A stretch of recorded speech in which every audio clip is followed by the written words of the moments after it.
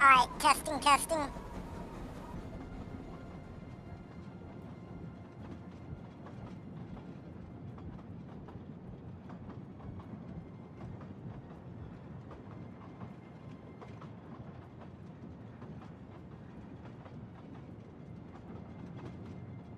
Alright, so this is episode 4. My OBS, went to shit, and I lost all my screen, settings and shit, so this is just base mode. I lost, my Nighthawk, I lost all my shit, so until I rebuild the screens, this is what we get. So, yeah.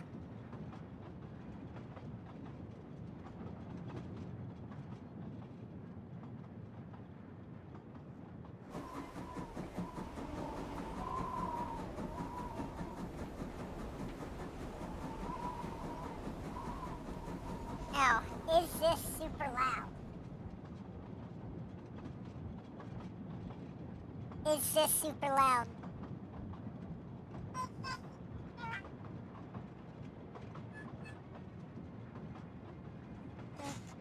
It's not so bad.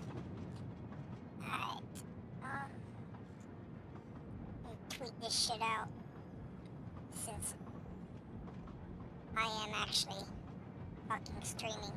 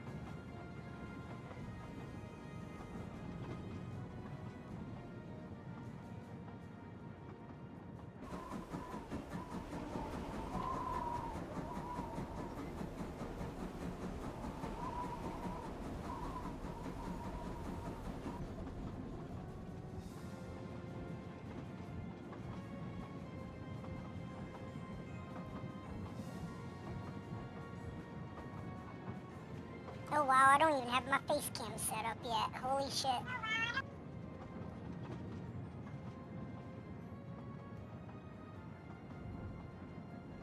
I keep forgetting I have that fucking speaker on.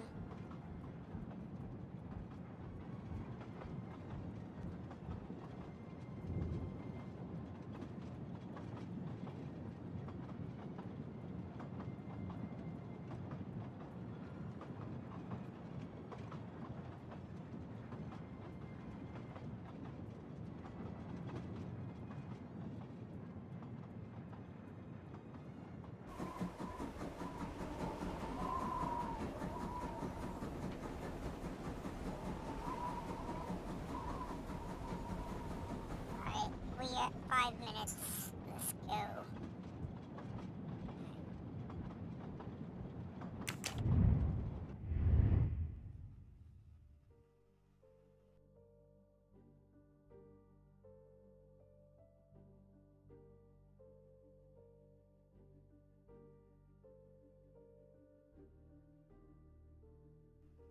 Oh shit, I don't remember what I was doing.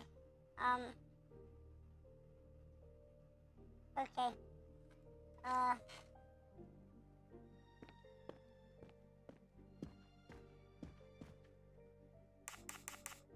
Know anything about Miss Moreau's boyfriend? Her boyfriend? I know she went out with someone for a while there. More recently, I saw a man in a 4x4 who would pick her up on her nights off. He never got out of his car, just waited for her. She did seem to spend more time than usual on the phone these past few weeks, but she worked hard. We weren't going to begrudge her what free time she had. Since the abduction, she keeps pretty much to herself.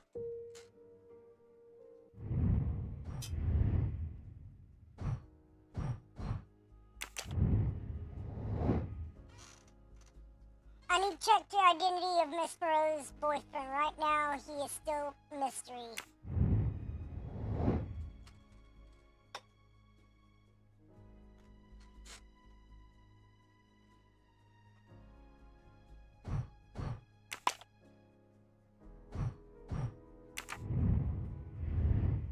I won't be long. Take whatever time you need.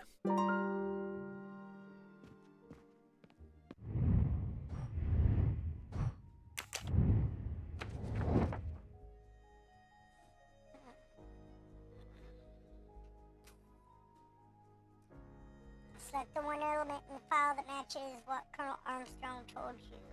What did he tell me?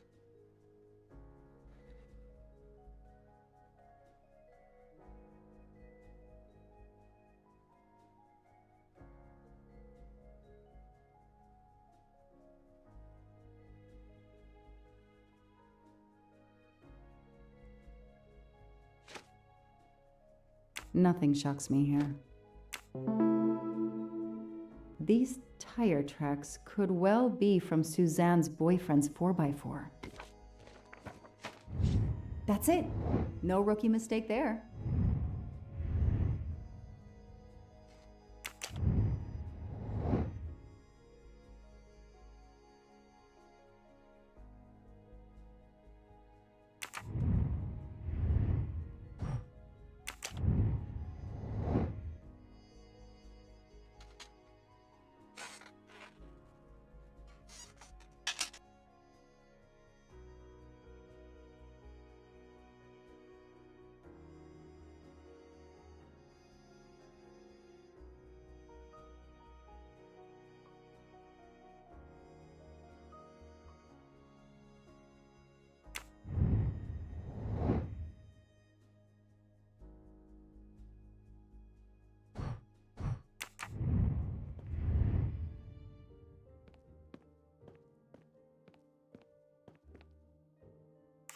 I imagine these flowers must have been beautiful. Who gave them to you? The gardener. They're getting pretty wilted, but I hate to throw them away. Tell me about your boyfriend. Have you been together long? My boyfriend? Why? He doesn't have anything to do with this. Please, Suzanne, the sooner you answer my question, the sooner we'll be done. His name is Noah Garrity. I met him at a Lunar New Year party in Great Barrington. He is a kind and caring person, although, well, I miss him. He had to go away on business. He should be back. Tread marks of a four-wheel drive vehicle were found outside the garden on the night of the kidnapping. Noah drives one, doesn't he? Where is he, Suzanne? If you know anything more about him, you have to tell me. I know what you're thinking, but it's impossible. He was very nice to me. He never did anything to make me suspicious. We went out to eat, to the movies. Just like a normal couple. He's not the only man in the Berkshires who drives that kind of car.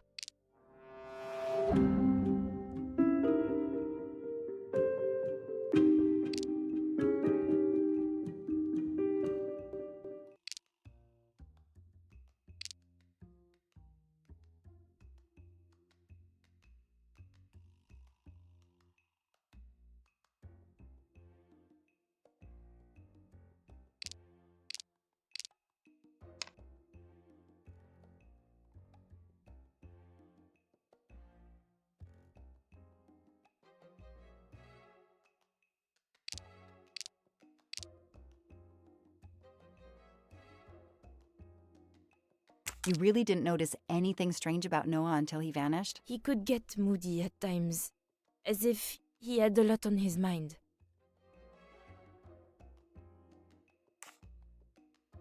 In your diary, you say that Noah took you to a cabin in the mountains on Valentine's Day. You read my diary? I'm sorry, but we have to find Daisy. We both want that. So yes, I looked in your diary. You're right. He took me to a cabin in the woods. I waited for him in the car. He came out after a few minutes. He was very sweet and apologetic, but he never explained. We went back to the restaurant for dessert. Did you ever go back to the cabin with him? No, never. So what made Noah drive all the way to a cabin in the middle of nowhere? He left her in the car. Why was he there? This is important. I know it is. I can use Suzanne's directions to the cabin and compare them to the map of the area I have in my car.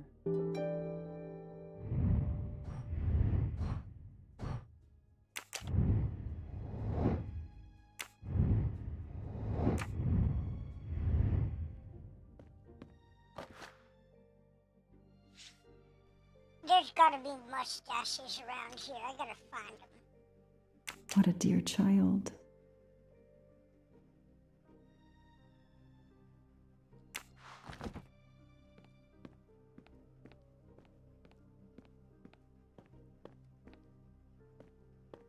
Sympathy and support for the Armstrong family during this difficult time. Thoughtful, but never enough.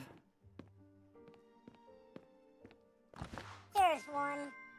A gold mustache. Thank you very much. Their fairy tale became a nightmare.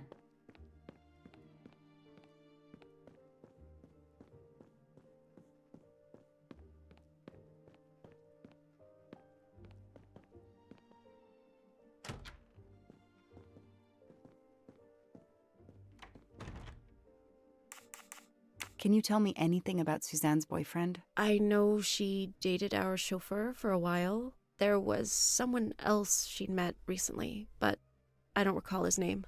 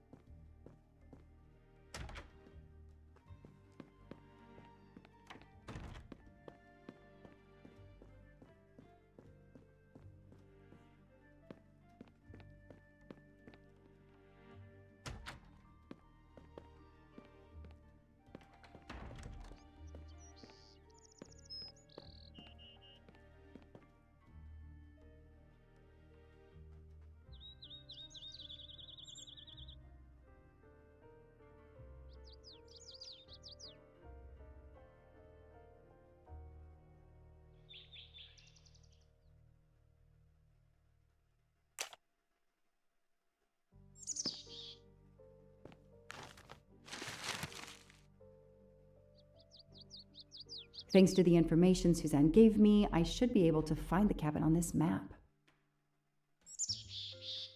I've got it. The cabin has to be here. I have to find that cabin. I hope I'm not too late.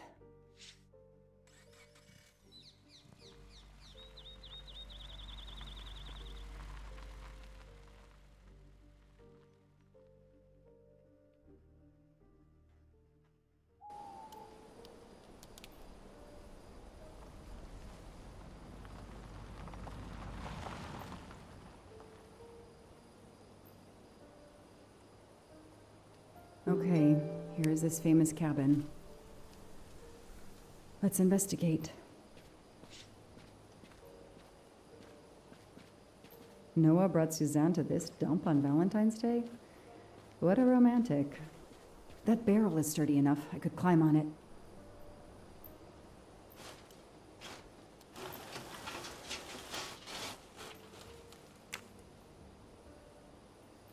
Well, what the hell? I didn't even want to do this yet. I wanted to look for fucking mustaches.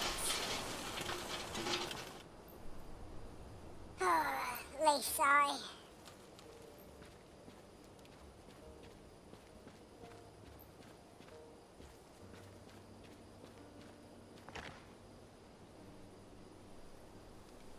I feel like I need them all.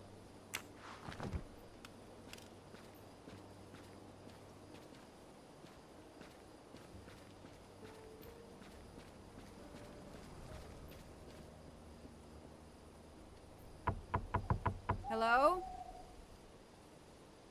Is anyone there? Nobody. I can't just waltz in without a warrant.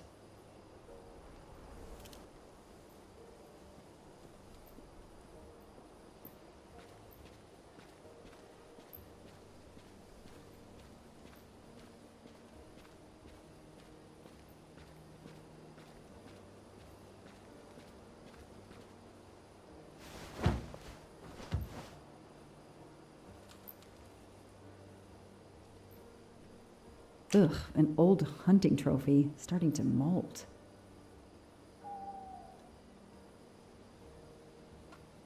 3/8/92. So March 8th, 92. Alright.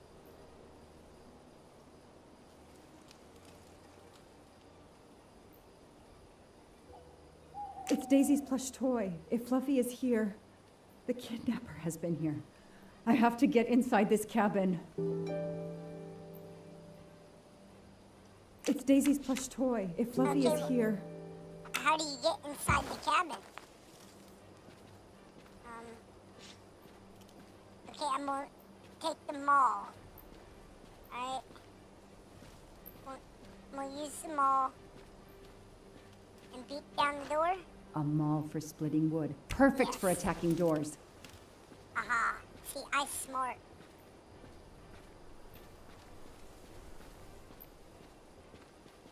Why can't you run? Mustache? The No. broom isn't sturdy enough to force the door.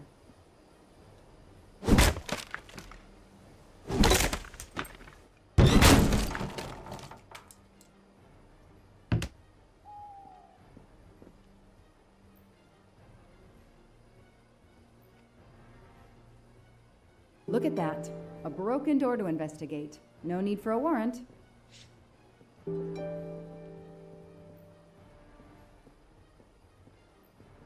The floor is scratched and worn in this area. The sofa must have been moved a lot.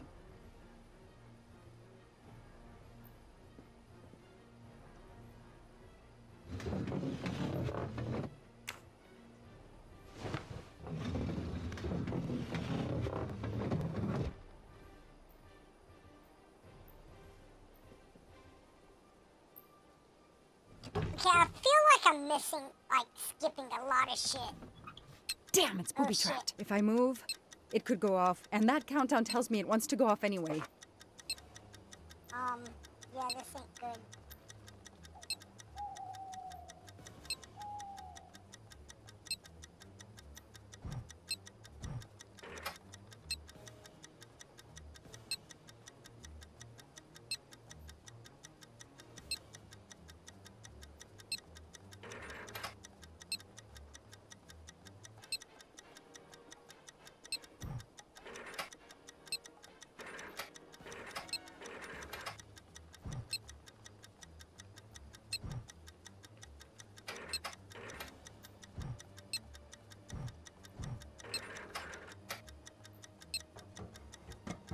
Holy shit, I did it. Oh, fuck.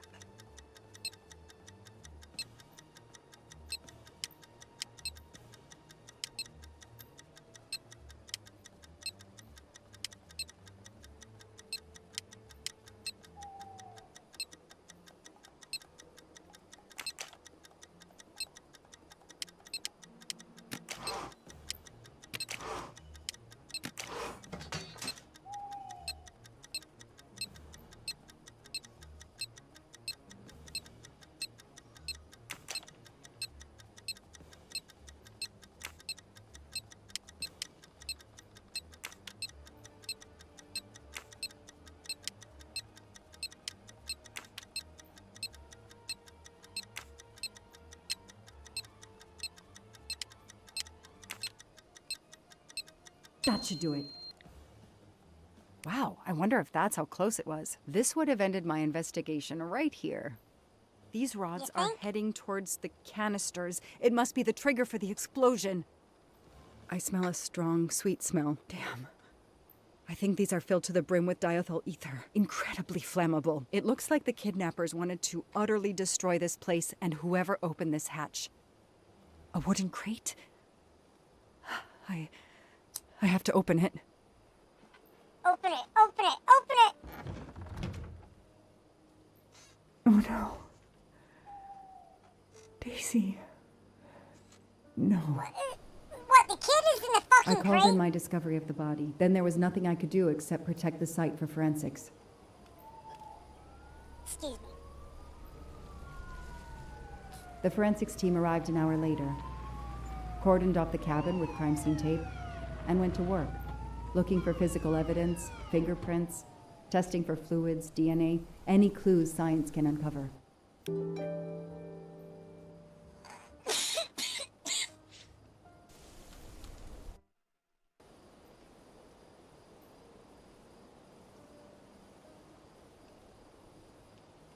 They removed Daisy's body. The autopsy would take place in the morning. But I had one more stop to make.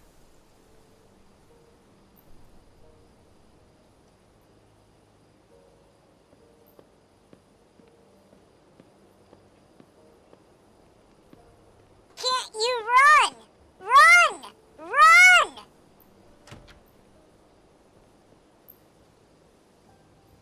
Yeah, your daughter's dead.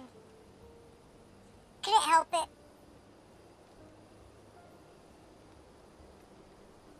Oh no!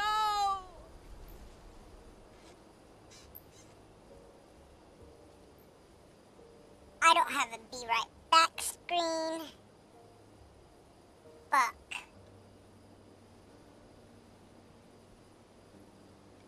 That night, I swore to find the Scott, use monster who all killed that screen. child.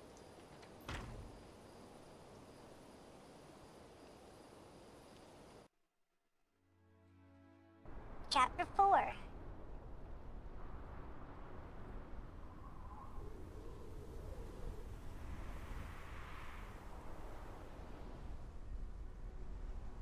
Ratchet on train saw me?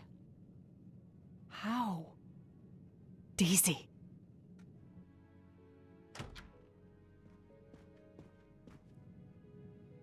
She was awake? And then she collapsed again. I take the responsibility. She was weaker than I realized. Oh, Lie still while I examine you. Pupils dilated? I'm all right.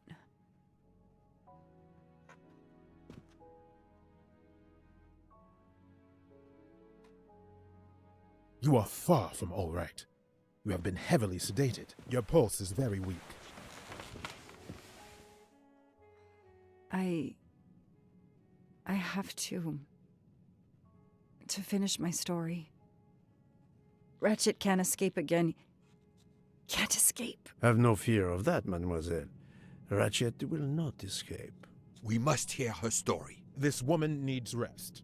I will let you know when she is recovered enough to continue. But I warn you, it will be some time. I understand, Doctor.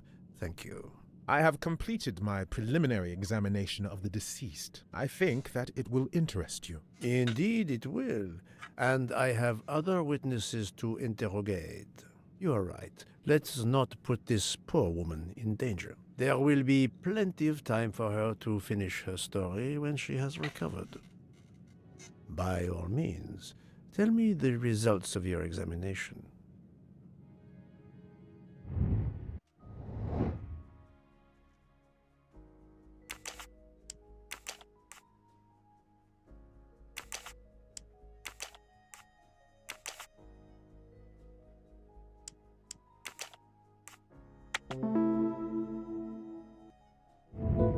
That was easy.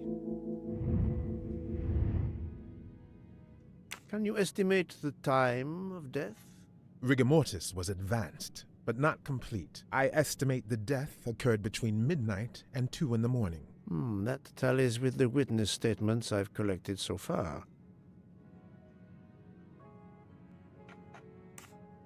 What is the cause of death? Multiple stab wounds to the upper torso. It's odd there are no signs of a struggle. That might indicate one of the first wounds was enough to kill him. It seems that Monsieur Ratchet had taken sleeping pills during the night. Ah, that would explain the lack of defensive wounds.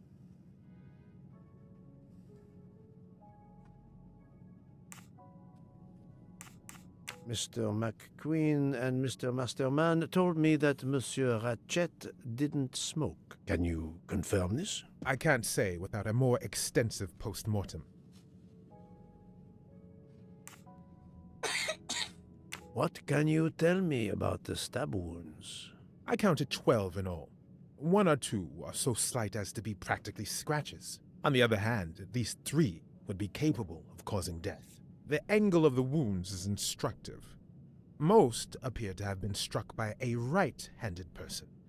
But you see, this one, under the right armpit, it's not a deadly blow given the depth, but a right-hander couldn't have done it. It What was if they were most standing certainly in the- struck with the left hand. So, our Unless you murderer were is standing left-handed. behind No, it or is more difficult than that, is it something, not? right? As you say, Mr. Poirot, some of these other blows are just as obviously right-handed.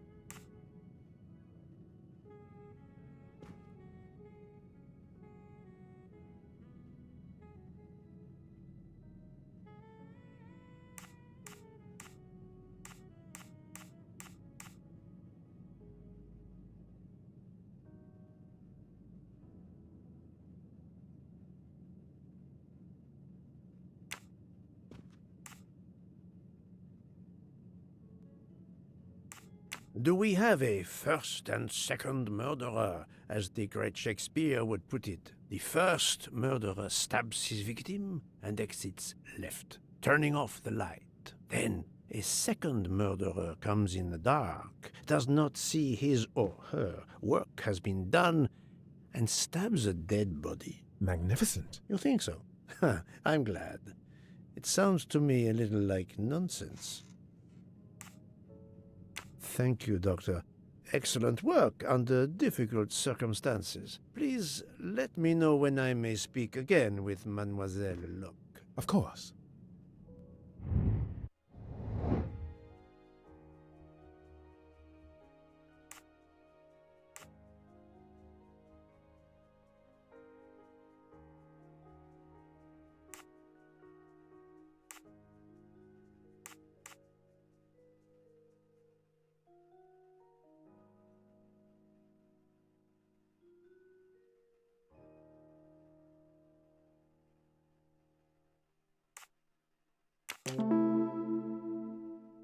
Yes, that's certainly a good place to start.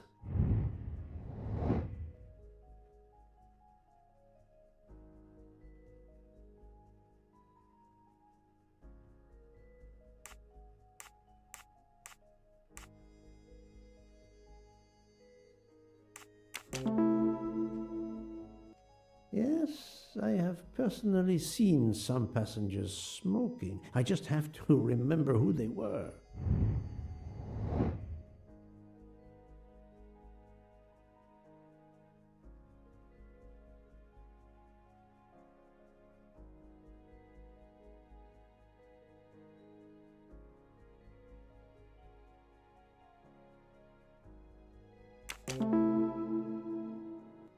Yes, I suppose it's likely they will give me the list of who smokes what. Et voilà.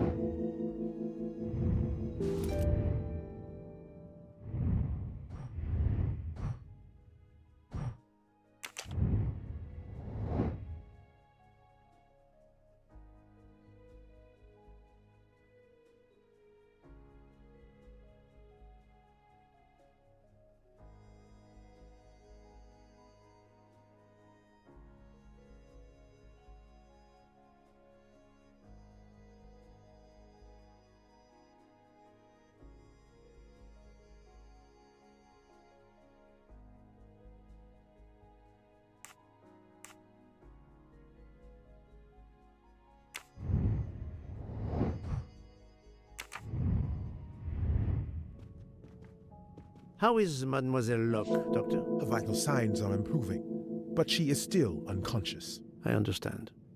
Thank you for looking after her.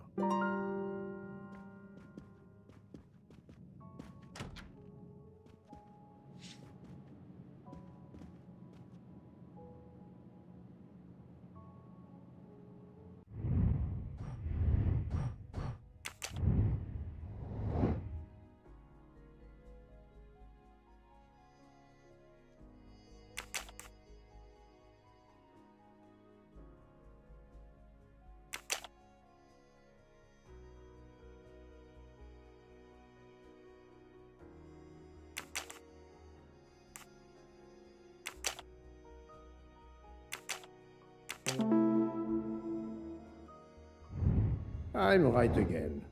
That happens to me a lot.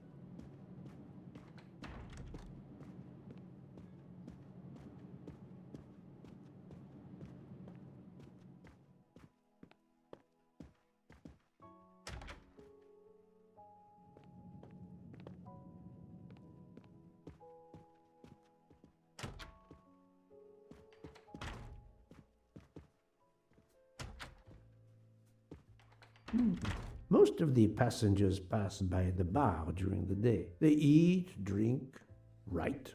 Maybe I can use this information for my investigation.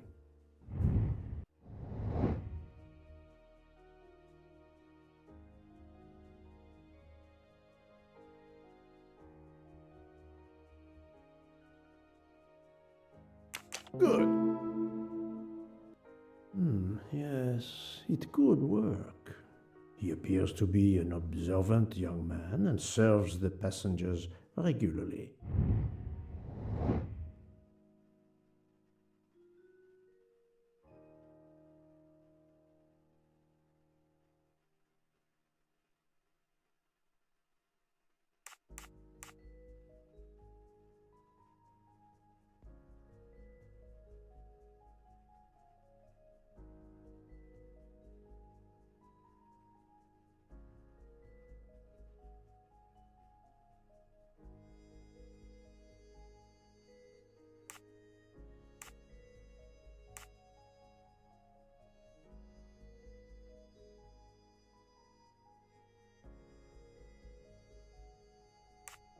Adequate. Yes, if I ask them to write something trivial, they may do it instinctively with their dominant hand.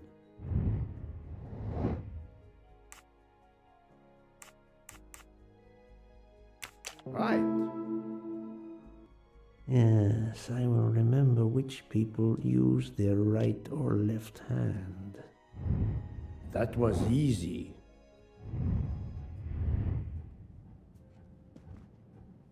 Mademoiselle Debenham, I have a few questions for you. Of course.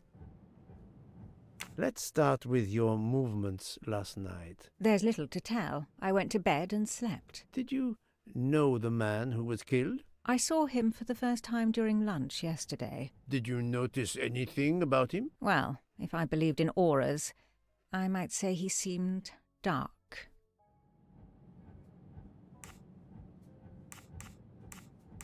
Would you mind writing your address on this paper for me? Not at all.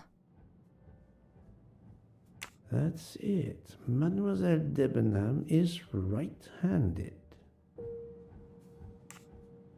Do you recall what time Mademoiselle Olsen went to get some aspirin from Madame Hubbard? I remember glancing at the clock. She left our room just after 10:30 p.m. Was she away for a long time? About 5 minutes. That confirms what Madame Hubbard told me. Do you smoke by any chance? No, I never have. Do you own a scarlet nightgown? No, it isn't mine. Whose then? I don't know. What do you mean? You do not say, I have no such thing. You say, it isn't mine, meaning that you know who it belongs to, am I correct? Oh, I see. No. I woke up this morning about 5 a.m. with the feeling that the train had been standing still for a long time. I opened the door, and I saw someone in a scarlet kimono some way down the corridor. Her back was turned. It was impossible to see who it was. I understand. Thank you for your assistance, mademoiselle.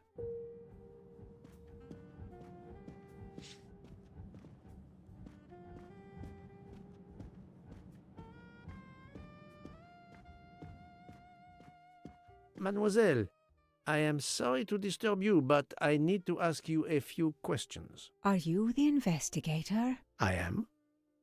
We are lucky you are on the train. What do you want to know?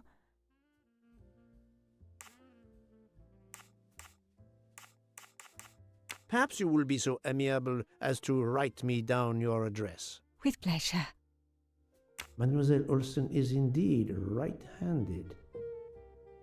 Do you smoke, mademoiselle? No, I can't stand the smell of tobacco.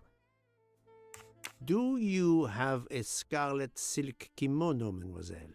No, indeed. I have a good comfortable dressing gown of Jaeger material. Is there anyone else in your compartment? Yeah, a young English lady. Very nice, very amiable. After the train left Vinkovsky, did she leave the compartment? No, I am sure she did not. Why are you so sure, if you were asleep? I sleep very lightly. I am used to waking at a sound. I am sure that if she had come down from the berth above, I should have awakened. Did you yourself leave the compartment after that? Not until this morning.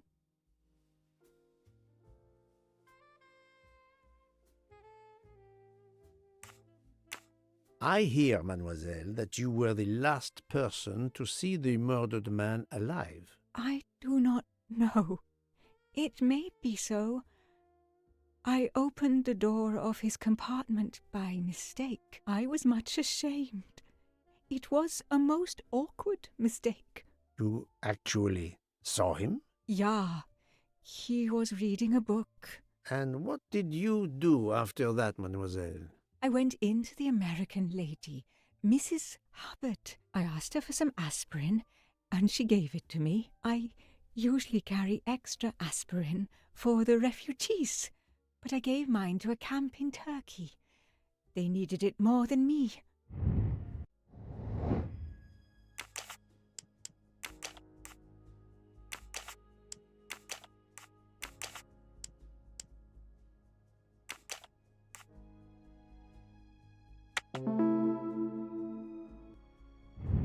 My little grey cells did not let me down.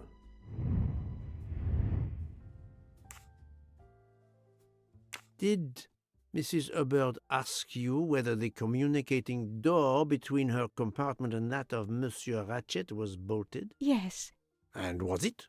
yes. And after that, what did you do? After that, I went back to my compartment, took the aspirin, and lay down. That was around 10:50 p.m.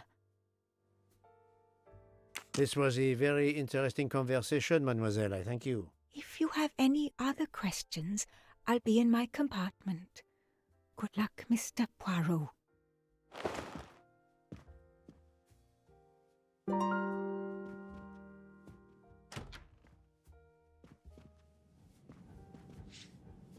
I'll observe her instead.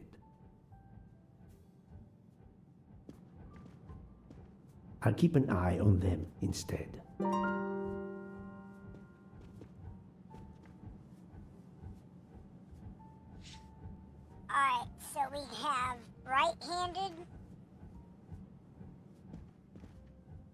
Right-handed, right-handed. Monsieur Fauché, may I disturb you for a moment? Of course. How can I help? It is, of course, about the murder of Monsieur Ratchet. Can you tell me your movements last night? I understand. Yesterday evening, I took a break at Vinkovsky station with Hotaru. We then went to our quarters in the staff accommodations, a section of the luggage car. Freya was there, reading, and I went to bed right after. Freya is there now, I think, and Hotaru is in the kitchen. They can verify my story. What time was this? 11:30 p.m. or a bit after. The snow is beginning to fall heavily. I see. Thank you. Can you write your address on this paper, please? You want to pay me a visit? Who knows, Monsieur Fauché? He is right-handed, there can be no doubt. Are you a smoker? I'm trying to quit, but yes. I'm now down to just 1 pack of cigarettes a week. If you're looking for a heavy smoker, you should talk to Hotaru. Thank you, Monsieur Fauché. I'll come back to you if I have more questions.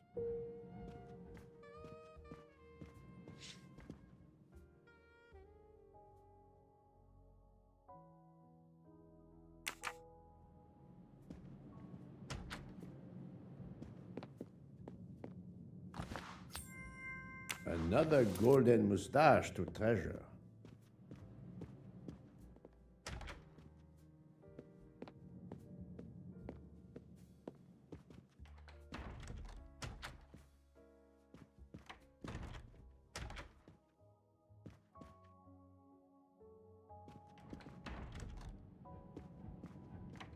So, Poirot, I hope you are progressing in your investigation. I have not finished yet, but it is progressing, yes. I still have many questions that must be answered. I will report to you as soon as I can.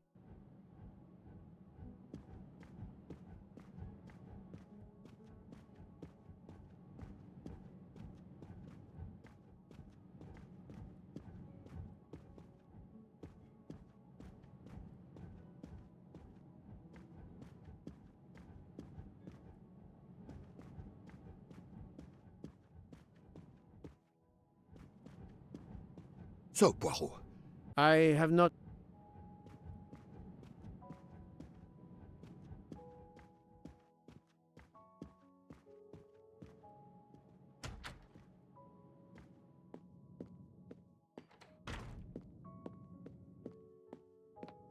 Ah, Monsieur Maury, would you have a few minutes to give me? I have some questions to ask you. Do I look like I can answer questions? The room is spinning. My head is about to explode. You were celebrating last night? Celebrating? When Freya always wins. Ah, what am I saying? If you want my answers to your questions to make sense, help me recover. You see there, the magnet on the fridge. That is my special recipe. I call it my day after survival tonic. If you could make me my special tonic, I might survive long enough to answer your questions. Jean knows the recipe very well. He can help you with the preparation. Very well, Monsieur Maury. If I must, I must. I will make you your day after survival tonic.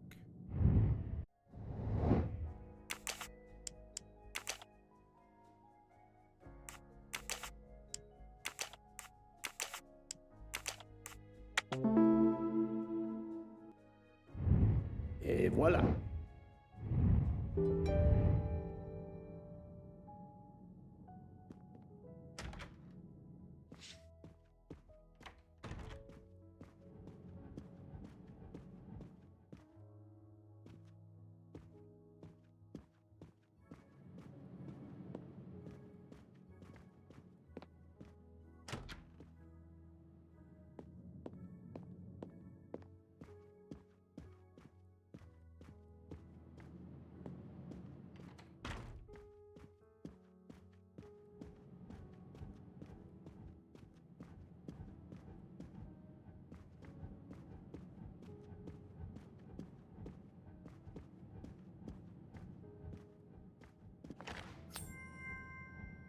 Come to Poirot, my exquisitely sculpted friend.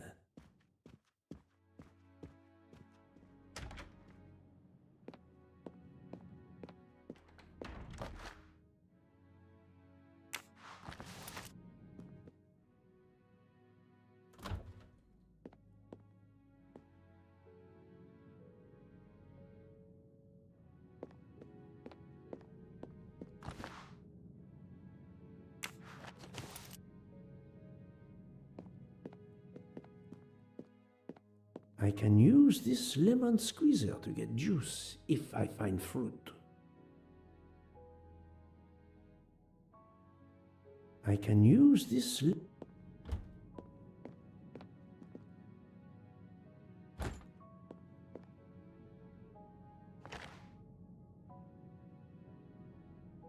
I'm missing half of the tonic ingredients.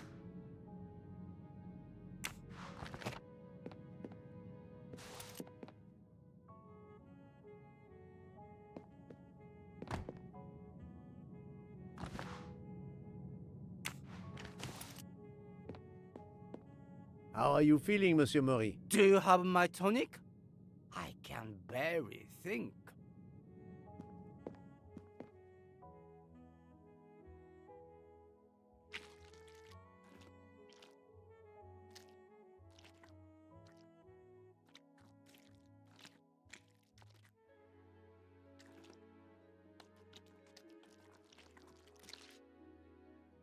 I have all the ingredients for Monsieur Mori's tonic. I have to go and see Monsieur Fauché so he can prepare it for me.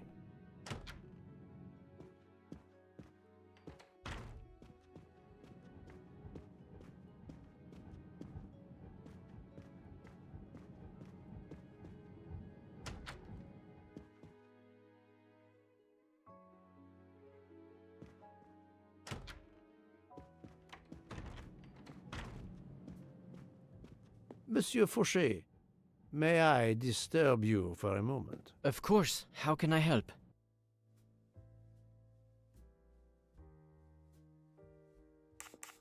Monsieur Fauché, I need your help to prepare a cocktail. What is this phrase? This is music to my ears. What can I fix for you? A mojito? A gin and tonic? Or perhaps a martini? Shaken, not stirred? It's not for me, but for Monsieur Mori. Ah, his day after survival tonic. Unfortunately, I know it well. Here is everything that was listed on the magnet. Excellent! I can take it from here. Mr. Poirot, I'm uncertain about the lemon juice. Is it half a lemon or a full lemon for the recipe? Half a lemon. I can't remember if Hotaru prefers it with ginger or without. Do you remember? If you don't know this shit, how the fuck do you know the drink very well? You're supposed to be able to fucking make it. I can assure you that he will want the ginger.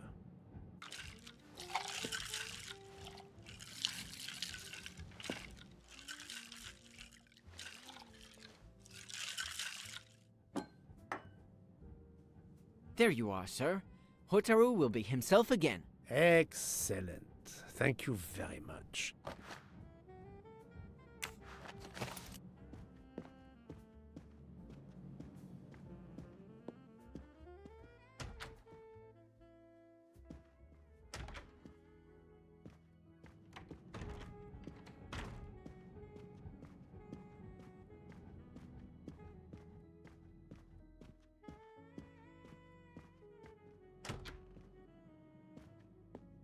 Here you go, Mr. Mori. I hope this will help you. Thank you very much. Please give me a moment. While this takes effect, it will be a while, I'm afraid.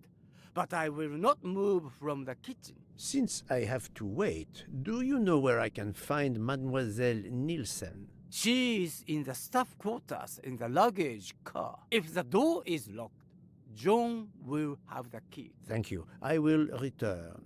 I hope you have a speedy recovery.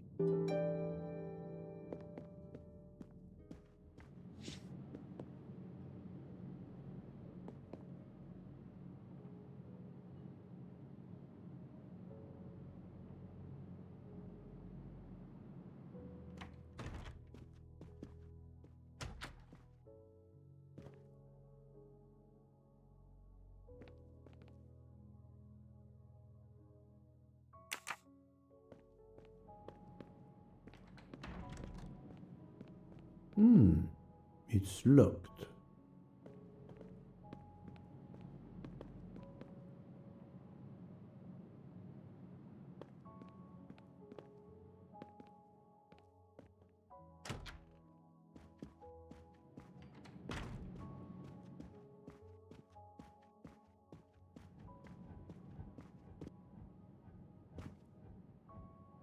Monsieur Mori told me that you are the one who has the key to open the luggage car door. I will need it. Yes, that's right. Here it is. Please don't forget to give it back to me. I will not forget, Monsieur Fauché. I have a favor to ask. Could you visit the passengers who are in their rooms and explain there has been an error with their allergy and diet form? But, Monsieur Poirot, I made no errors. Of course not. Call it a computer error. Yes, it is possible, but even if I can see this is part of your investigation, I do not understand it. I would ask that you observe which hand each passenger uses. Ah, you wish to know if they use the right or left hand when they write? That is my intention. I will take on this mission for you. Excellent.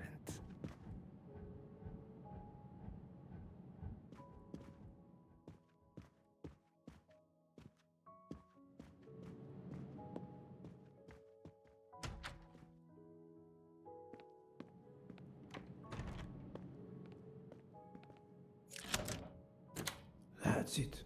It's open now.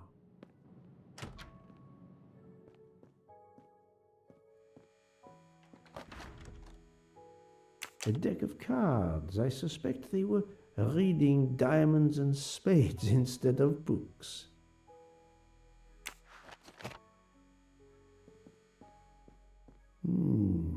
Empty rum bottles.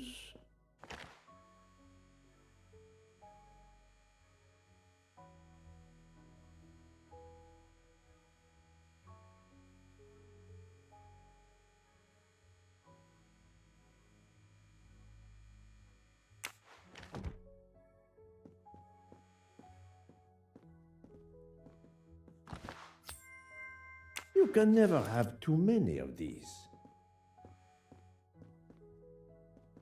Hello, Mademoiselle Nielsen. May I ask you a few questions? I don't have a minute. My career is ruined, and it's not my fault. But how did this terrible thing come to pass? My supplies, passenger luggage, our living space. There is so little room. I gave the cargo handlers in Istanbul strict instructions how to stack my crates containing the ingredients I need for my desserts, so as one box is used up, it can be discarded. And these fools of cargo handlers did not follow your instructions? Ignored completely. I have 4 crates that must be moved from there to here to correct the order they are stacked. But placing the wrong crate on top of a smaller crate will crush it, its contents, and my career. Calm yourself, mademoiselle. I understand. So, the problem is these 4 crates must be moved there, but carefully. Yes. I have to move these 4 boxes from this location to here. But there is not much space to move the boxes, and I have to be careful never to put a bigger box on top of a smaller one, or the smaller crate will be destroyed. The problem is clear. I shall assist you.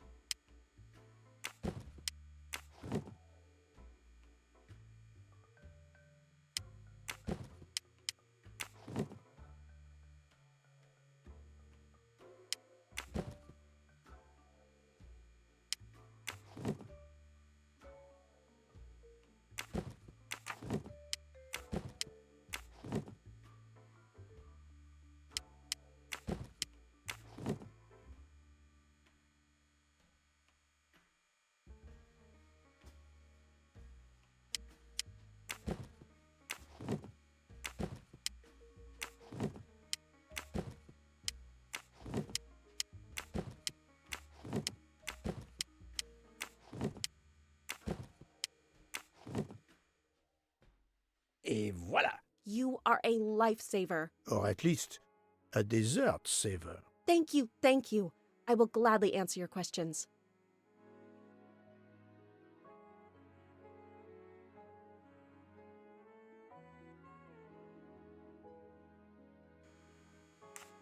Can you tell me your movements of last night? Last night after dinner, I stayed in the kitchen until 12:15 a.m. Then I joined Jean and Hotaru in our quarters. Then all of us read quietly in our beds until we fell asleep. A very studious staff. However, Monsieur Mori doesn't seem to have followed the same literary pursuit as the others. And these rum bottles, do they have something to do with his hangover?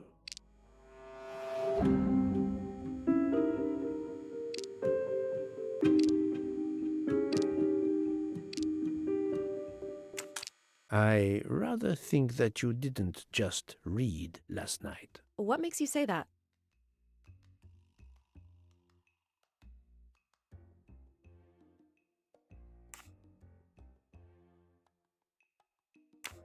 I spoke to Monsieur Mori.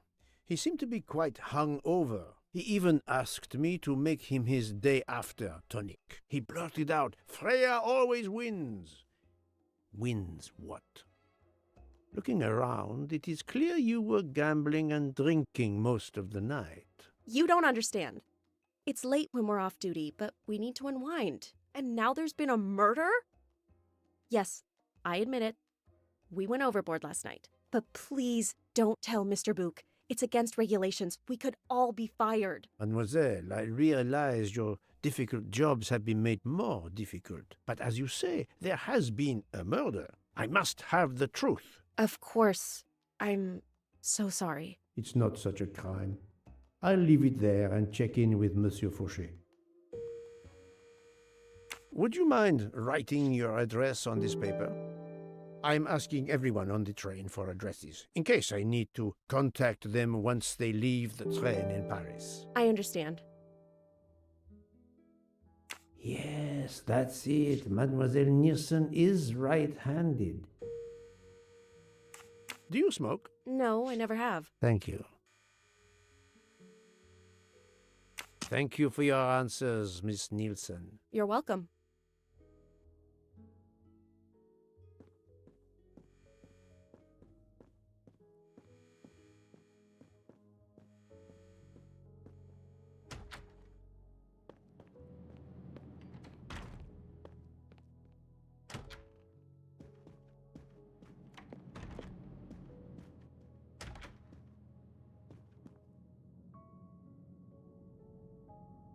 How are you?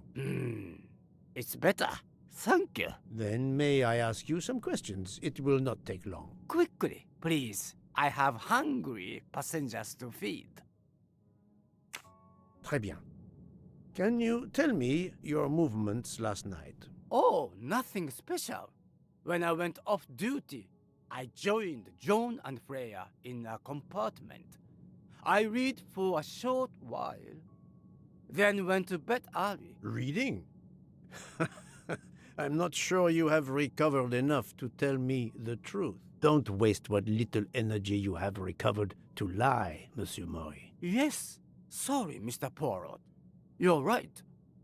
It obviously wasn't reading that made my head hurt like that.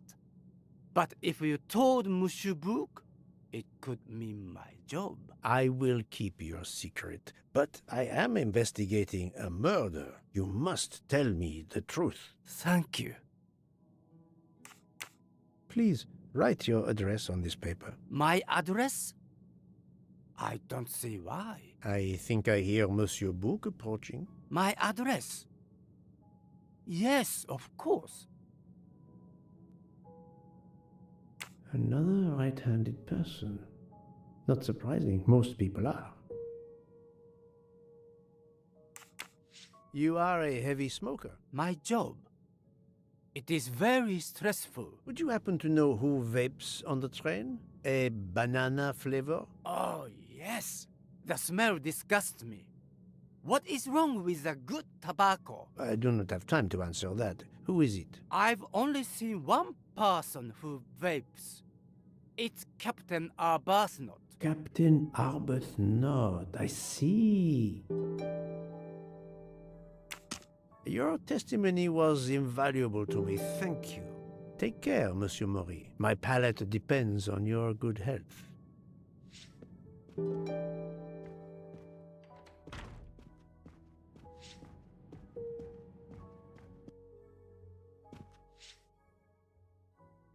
Here is your key. Thank you very much. My pleasure. About the little favor I asked of you. Aha, but of course. I was able to get new allergy forms from guests who were in their compartments. Monsieur McQueen, Monsieur Masterman, Count and Countess Andreni, they are all right-handed. I also asked Princess Dragomirov, but she had her assistant, Madame Schmidt, sign for her. She is right-handed as well. You have exceeded my expectations. Well done. Thank you, Monsieur Fauché. I'll come back to you if I have more questions.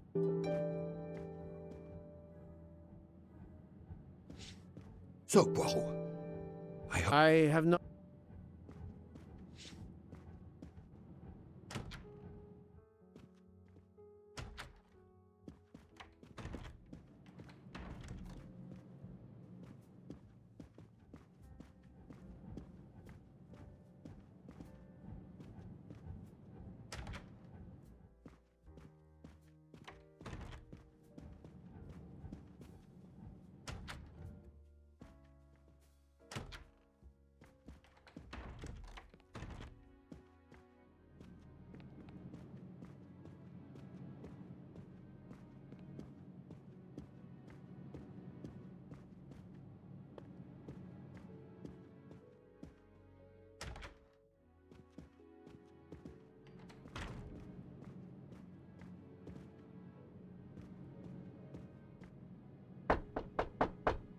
Captain Arbuthnot, I know that you are the only person on this train to smoke e-cigarettes. We found a vial of e-liquid at the crime scene.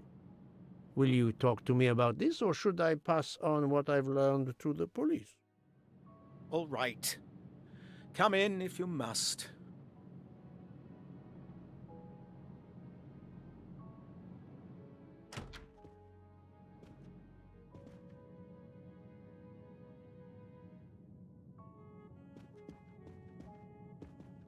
I have just a few questions for you. Very well. Let's hear them. The young English lady, Mademoiselle Debenham, was at the Tocatlian Hotel. Perhaps you met her there? We exchanged a few words. Fellow Brits abroad, that sort of thing. What can you tell me about Mademoiselle Debenham? Nothing whatsoever. We barely spoke. The director of the Orient Express, Monsieur Bouc, thinks the assassin is a woman. And that is enough to accuse her? She had nothing to do with this murder. How can you be so certain? The idea is absurd. Ratchet was a perfect stranger to her. She'd never seen him before. Ah, did she tell you so? Well, yes, maybe she did. She may have commented once upon his somewhat unpleasant appearance. If a woman is concerned, as you seem to think, to my mind, without any evidence, I can assure you that Miss Debenham could not possibly be implicated. It is clear that the captain is defending Miss Debenham, a woman he supposedly doesn't know very well.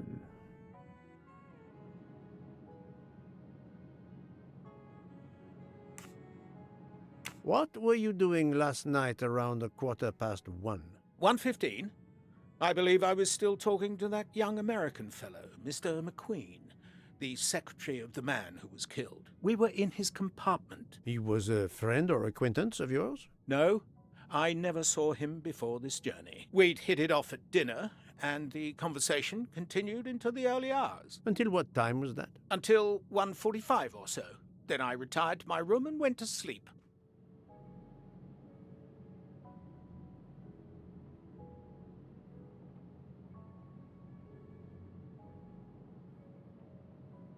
There is nothing you can recall last night that in any way struck you as suspicious? It's nothing. A mere detail. Allow me to be the judge. Well, before returning to my room, I went to the lounge car to get a glass of water. When I was passing through the first-class corridor, I noticed that the door, which is just after your room, 201, was not quite closed, and the person who was inside peered out in a furtive sort of way. Then he closed the door quickly. I know there's nothing in that, but it was the furtive way it was done that caught my attention. Struck me as a bit odd. I understand. Thank you for letting me know. Could you write down your address here, please? My address? If you insist. This man is right-handed.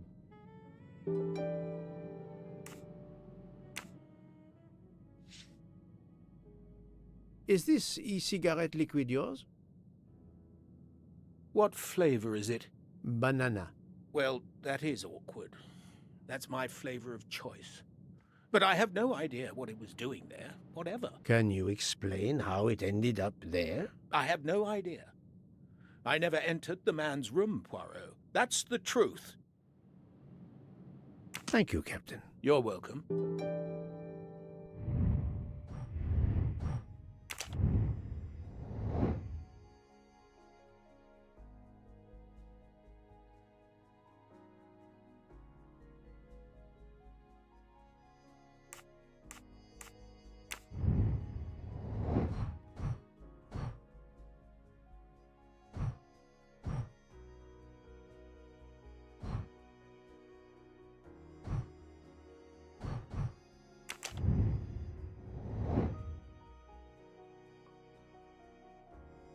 Brilliant.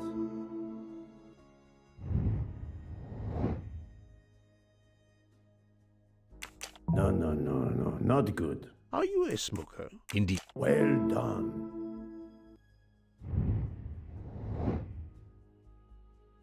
No, not good. Are you a smoker? Great.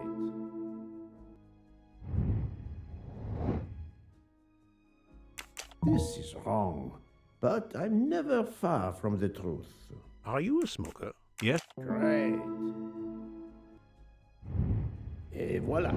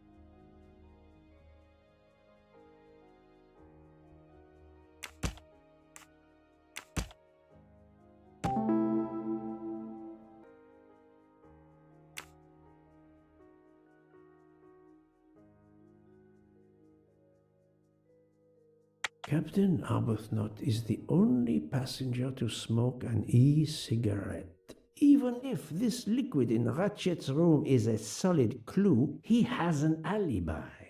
I cannot accuse him without any other proof.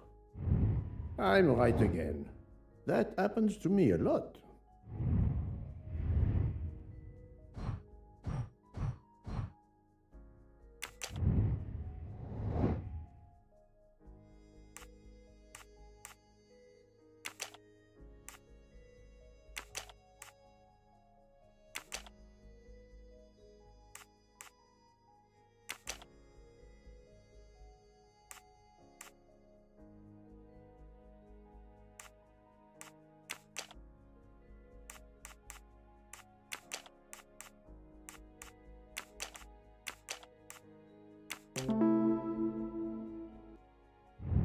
My little gray cells did not let me...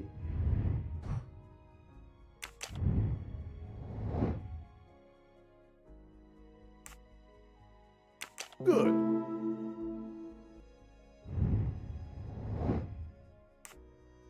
Right. I'm right again. That happens to me a lot.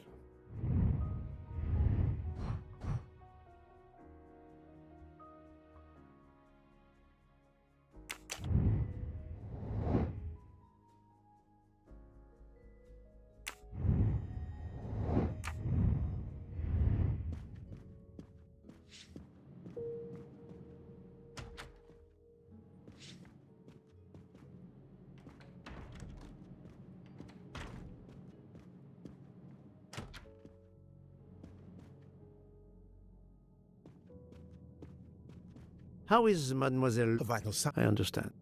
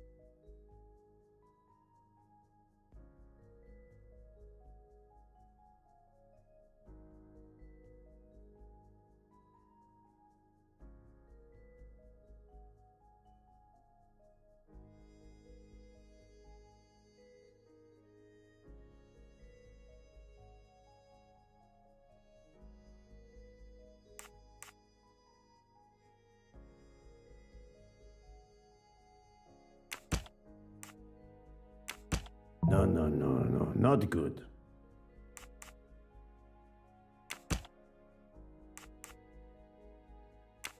I do not think that's the right answer.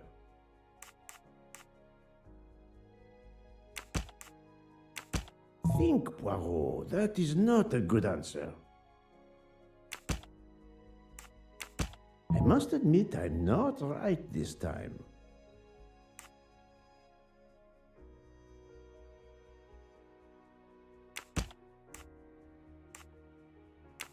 This is wrong.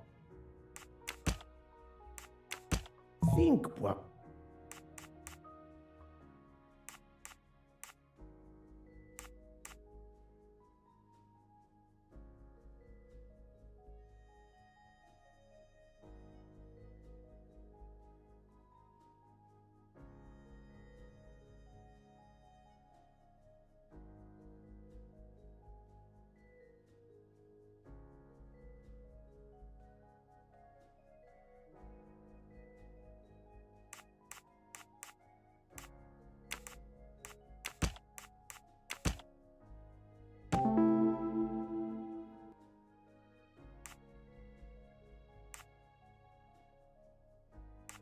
Strange, this story. If Mademoiselle Olsen is such a light sleeper, why didn't she tell me about Mademoiselle Debenham getting out of bed? She even made a point to tell me the opposite. That was easy.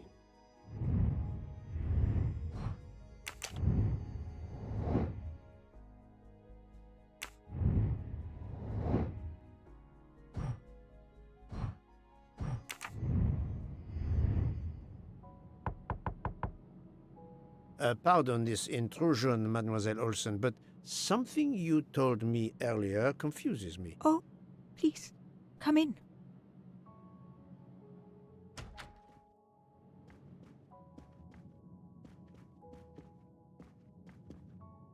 How can you be sure Mademoiselle Debenham was in bed all night?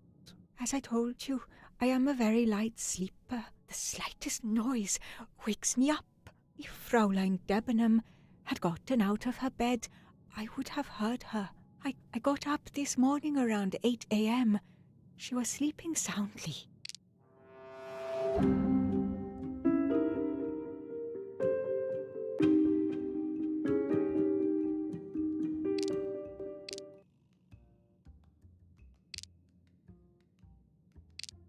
Are you certain you would have heard her? Yes. Why are you asking? I spoke to Mademoiselle Debenham, and she told me that she got up around 5 o'clock in the morning. She opened the door and looked down the corridor. It was then that she saw a woman in a red kimono. How do you explain that? I think I must have been sleeping very soundly not to have heard it. Oh, but does that make me a suspect? I am not accusing anyone, mademoiselle. Do not worry. I am just trying to determine what happened last night. Thank you for your testimony.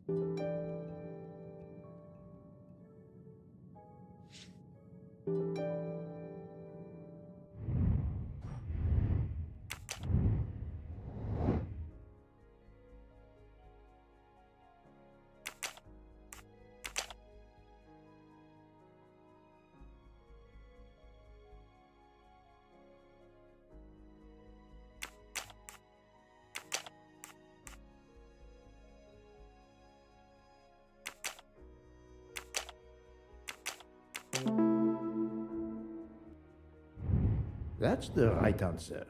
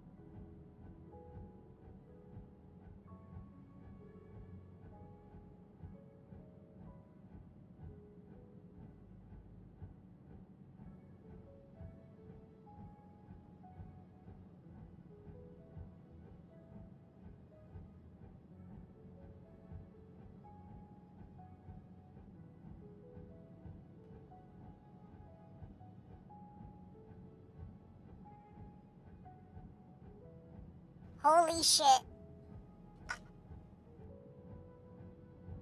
I need an AFK screen. This is... I hate doing it. I guess I could have paused it, huh? Yeah, I could have paused it.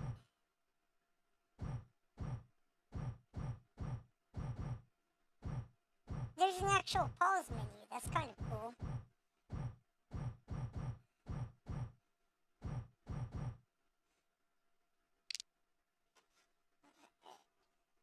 I've got 3 of 3. Huh. Alright. Alright.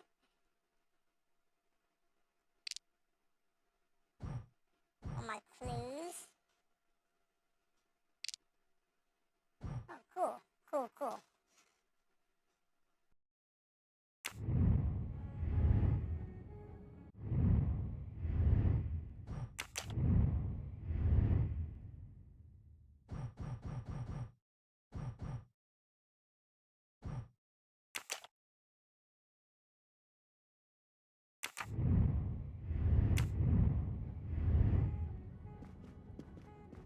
So, Poirot, I hope you are progressing in your investigation.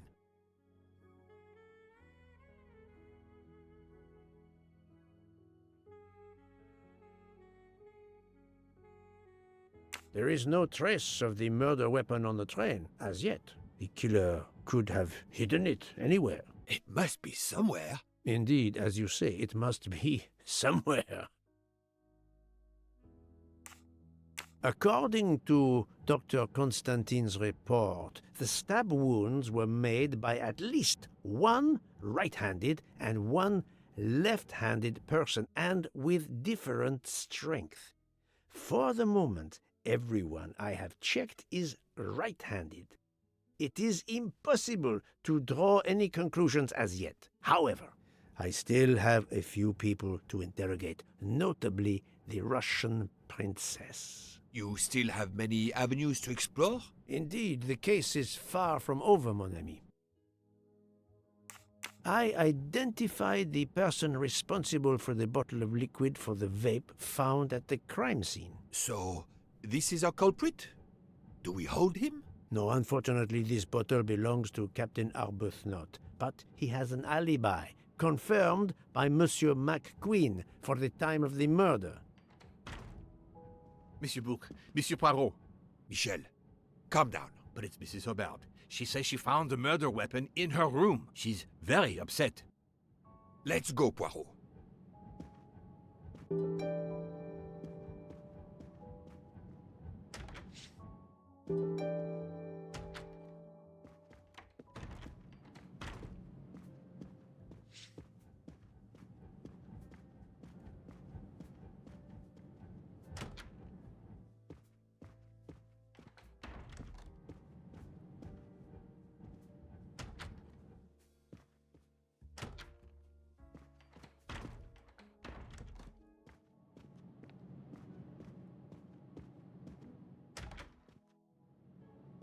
I demand to be allowed to leave this train! Madame, we are in the mountains, trapped in a snowdrift.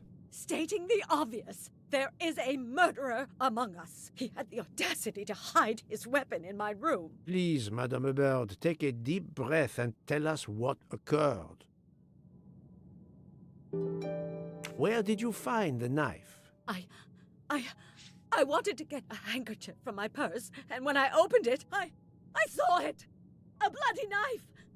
Am I next to be murdered? I very much doubt the murderer would give you his weapon. What do you mean? Madame, he would have used it. Oh, I haven't! Did you touch the knife? Of course not! What a question! I will take that as a no.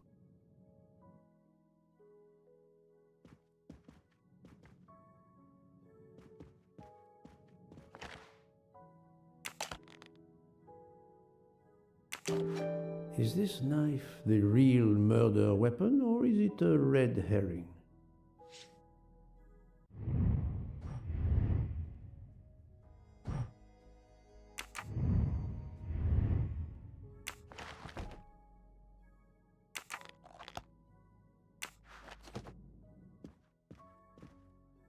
Mrs. Hubbard is distraught, Poirot. I should stay with her. Please go on without me. I have every right to be distraught. Thank you, Mr. Book.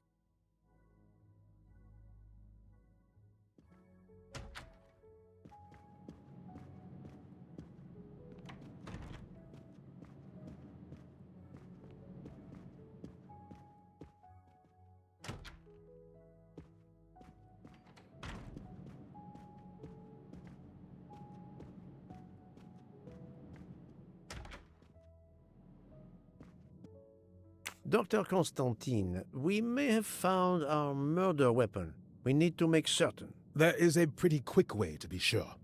I have estimated the depth of the wounds. You can easily find the depth of each wound by comparing the width. There are 5 of them that I am not sure about. Test them, and then we will compare our results. I will do as you say, Doctor.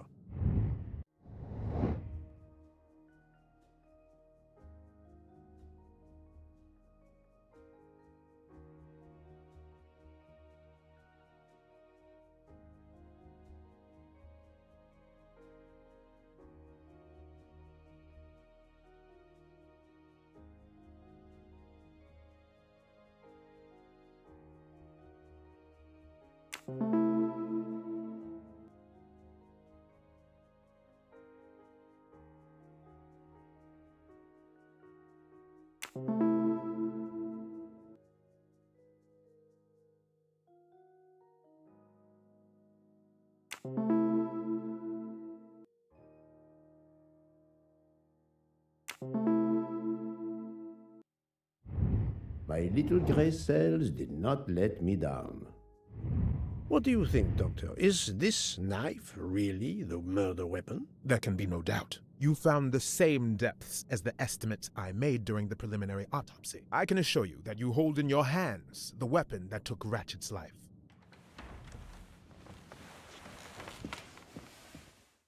Thank you.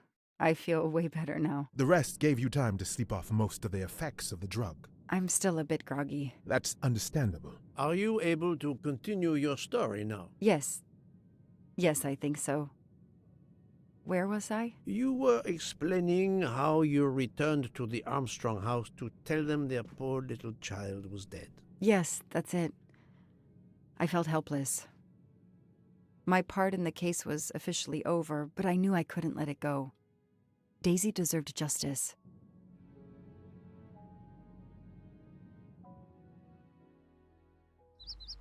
Two days later, I returned to the Armstrong house to tell them Daisy would be released soon for burial. I was angry with myself that I couldn't bring them better news. I wasn't prepared for more tragedy.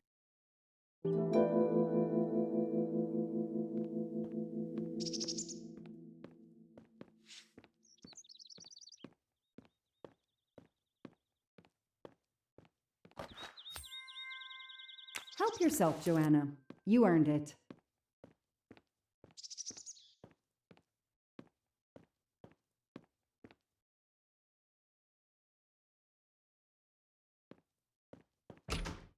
Hello, Miss Moreau. I'm here to see Colonel Armstrong. Good morning, Detective. Colonel Armstrong is upstairs. He isn't well.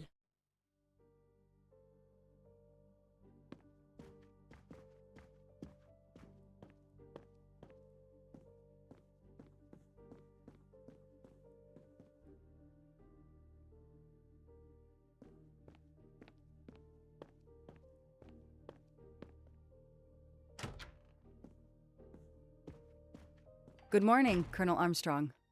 Is your wife here? Here? No, Sonia is not here. Always one step behind. She died of a miscarriage last night. My wife, Daisy, and our baby. My whole family is gone. I'm so sorry. I came straight here this morning. I received word that you can arrange for Daisy to be returned to you for burial. I didn't know. Well, then, now you don't have to come back. I can arrange for Daisy, my wife, and our unborn child to be buried all at once. Very efficient. Being a military man, I can appreciate efficiency. I know how hard this must be for you. No, you don't know. I don't want your sympathy. I want you to do your bloody job and catch the creature that did this. I know you won't believe me, but I swear to you, I will find who did this. If it takes me to the far corners of the earth, I will find them. Then go. Please go now. Go find them.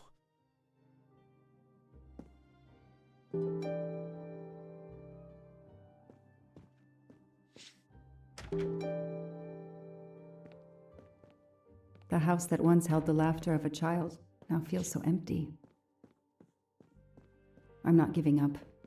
I'm a part of this case, or the case is a part of me.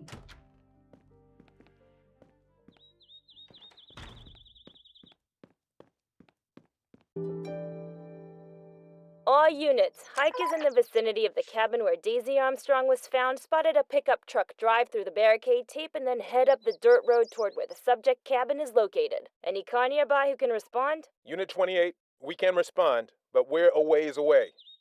Dispatch, this is 11. I'm on it. Copy that. 11, you're good to go. Copy that.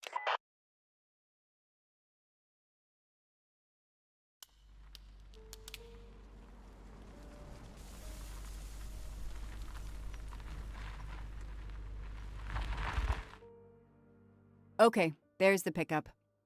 Let's see who ignored our barricade tape. 11 here. I'm at the cabin. Someone has broken in. Are you requesting backup? Not yet. I'm going to take a look around. Copy that, 11.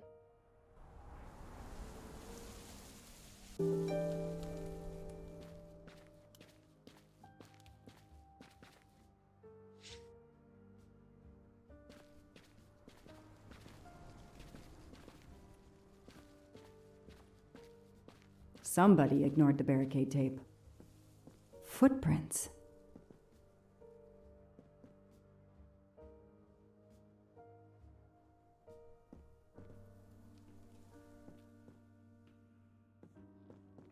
A forensics evidence identification marker.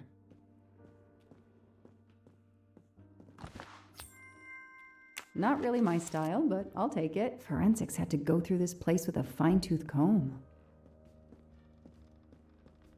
A forensics evidence identification marker.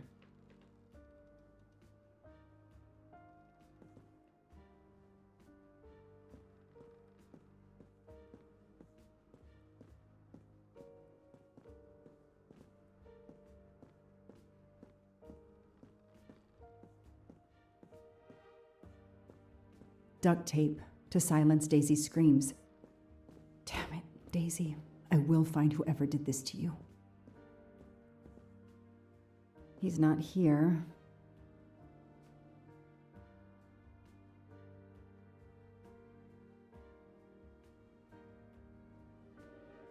$3,892. Oh, when the poor deer was killed. That's where I found Fluffy, Daisy's special toy. I hope we returned him to the family.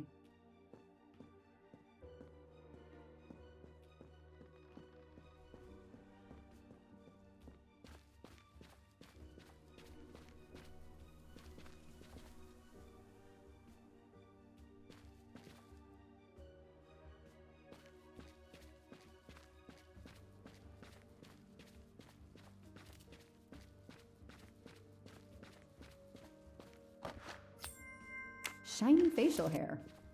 The good news is that it's gold.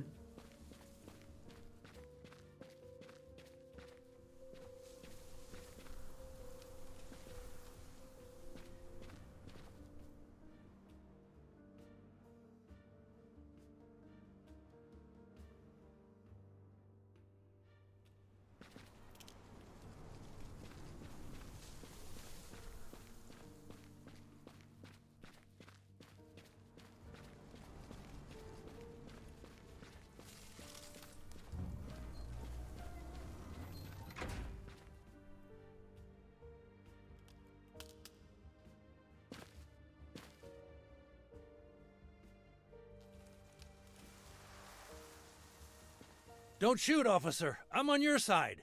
Sir, keep your hands where I can see them. Sure, no problem. Sir, this is a crime scene. Who the hell are you? I'm a reporter. Boston 6 News. You can get us on cable even here in the mountains. They haven't heard of crime scene tape in a big city like Boston? All right, that wasn't my best move. I got all excited. I didn't expect to find the place deserted. It was hard to resist. You should have tried harder. I'm placing you under arrest. You should be thanking me. Look what you apparently missed and I found. We'll get to that, but you're going to answer some questions first. I'm more used to asking questions, but fire away. Who are you exactly? I'm Michael Clark, journalist for Boston 6 News. Off camera, but someday I'm going to be anchor. You just wait. Do you have a way to prove that? My press card's in my truck. What are you doing here? You should know a crime scene is off limits. I'm investigating the Daisy Armstrong kidnapping like you. Does the pickup parked in front of the cabin belong to you? Yes, indeed, it's mine. I'll check. Show me your hands. I'm gonna cuff you. I'm sure we can work out a deal. Put your hands in front of you.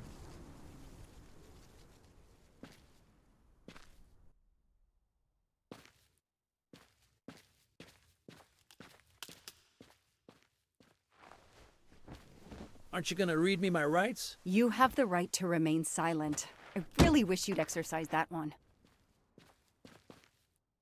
Dispatch, this is 11. I intercepted a suspicious individual at the crime scene. I'll check to determine how badly he's compromised it. Then I'm bringing him in. Copy that, Detective Locke.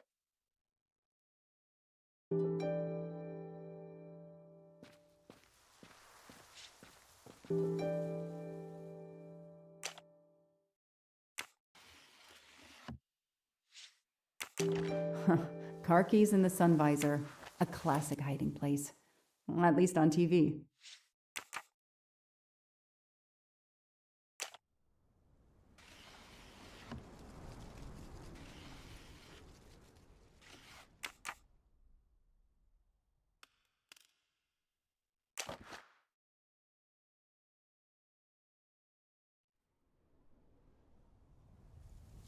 Clark's press card, and the phone number of the newspaper is on it. Ah, good. I can give him a call.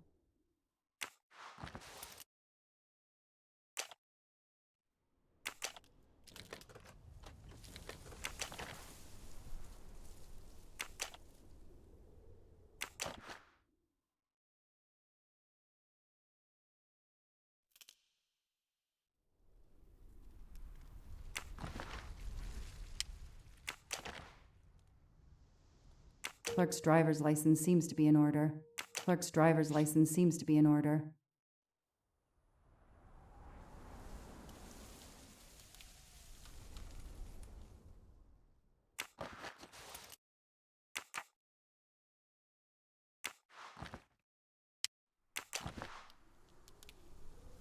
The vehicle registration is not in the name of Michael Clark or a rental company.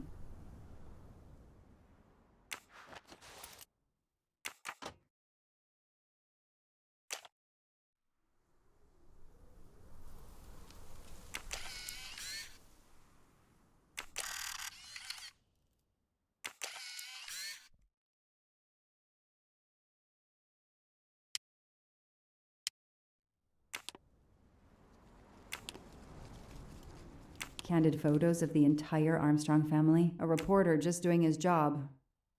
Or something else?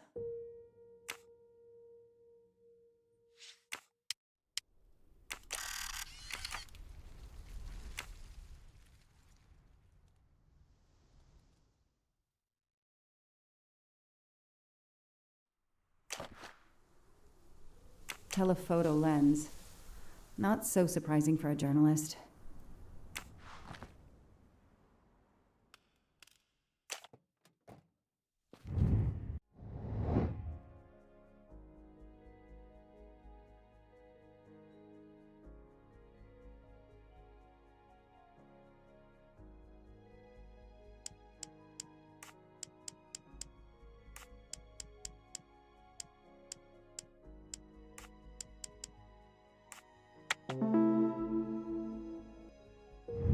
The detective gets it right.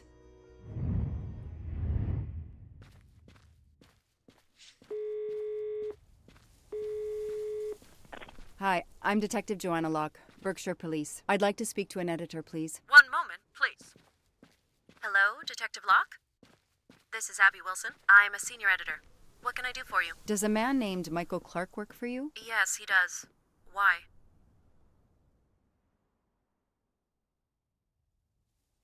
When was the last time you heard from him? Oh, it's been at least 7 or 8 months. That's not unusual. He works in the field? Yes, Michael Clark is what we call a stringer. He works as a freelancer, comes up with a story we can use, we pay him, and we don't hear from him again for several months. What kind of stories does Mr. Clark write? Mr. Clark is an investigative reporter, mostly crime stories, to tell you the truth. He comes up with some pretty macabre stuff some of the time. Is there a problem? Or a story? Do you remember what the last case he investigated was? It was a murder case. The victim was a millionaire named James Miller. He was called the Frozen Fish King of Gloucester, Massachusetts. His body turned up in one of his nets. Or, rather, most of it did. Ah, well, thank you, Ms. Wilson. You've been a great help to me. Pleasure. I hope he's not in trouble. He can be a little pushy, but he's a good guy overall. So what's he working on now, Detective? Are you sitting on a story? Thanks again.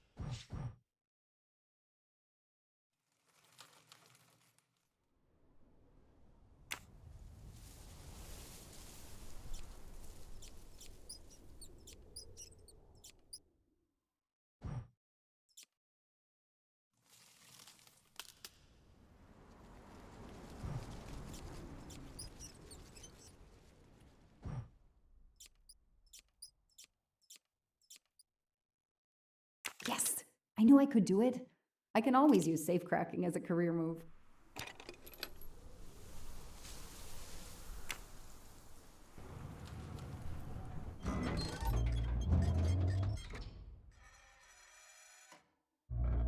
There.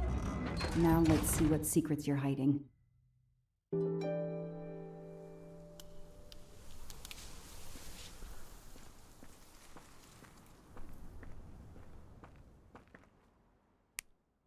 What the hell is that gas can doing here?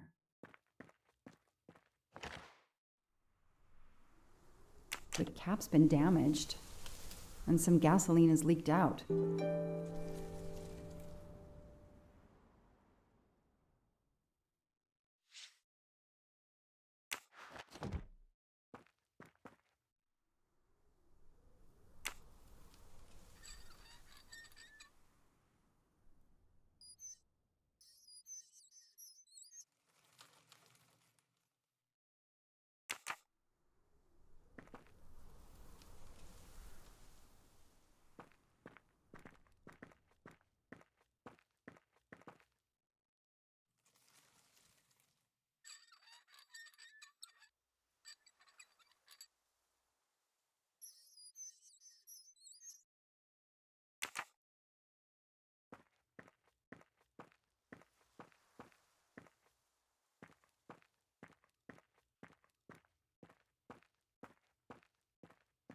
Now what?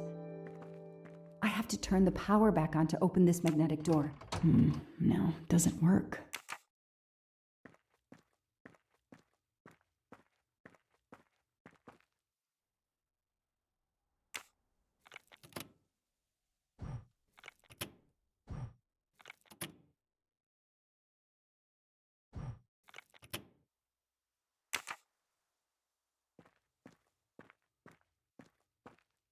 This bunker looks like it's as old as the cabin. Everything is falling apart.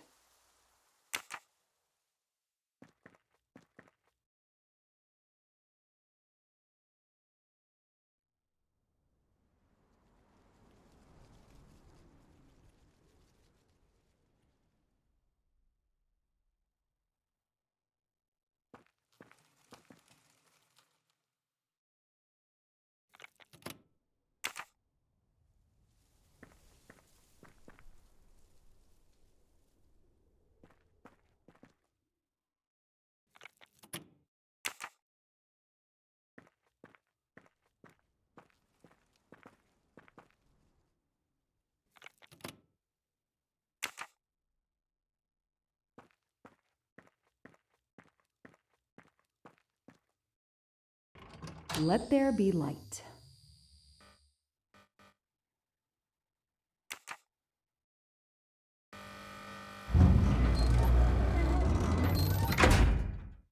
Perfect, it works.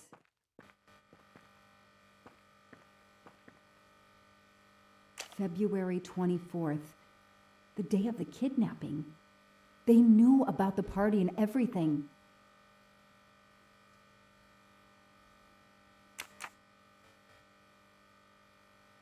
February 20.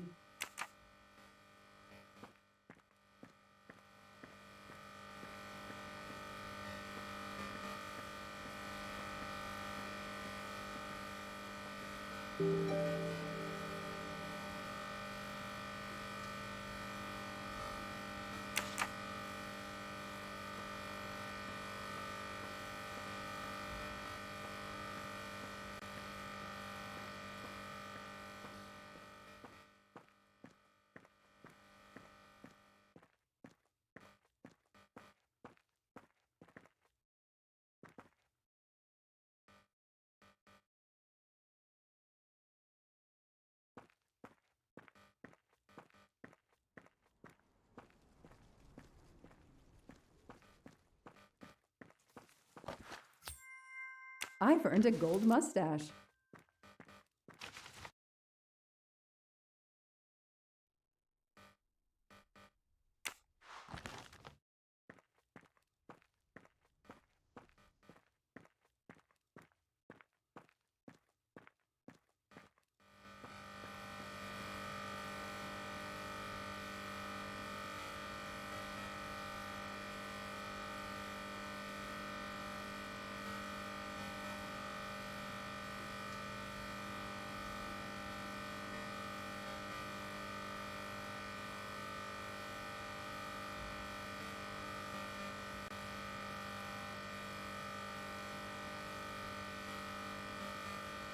Yes, I knew I could do it. I can always use safecrafting as a career move.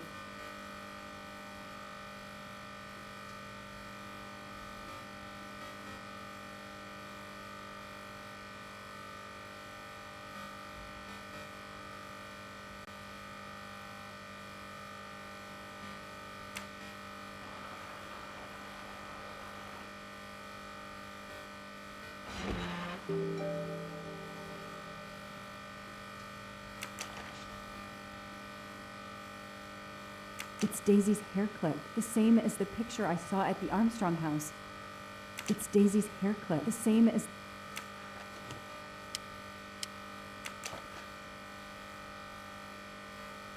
That looks like a hair caught in the band around the money. Forensics will tell me for sure, but that doesn't look like Daisy's color.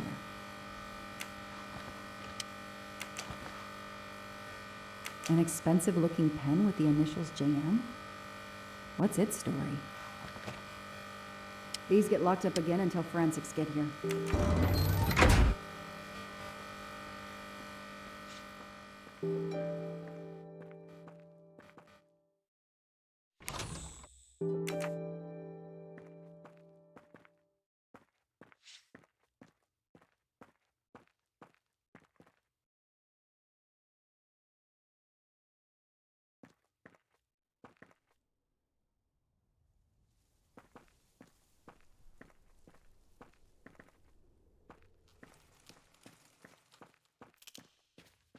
I'll secure the bunker for forensics.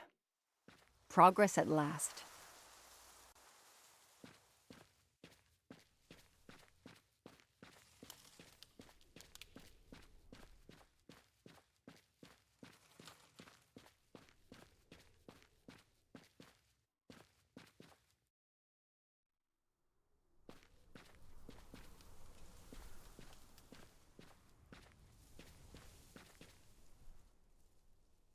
The gas can I found in the bunker would match this outline perfectly. Okay, time for forensics to attack that bunker. And Clark? He's too sure of himself. I need to get him into an interrogation room and find out what really makes him tick.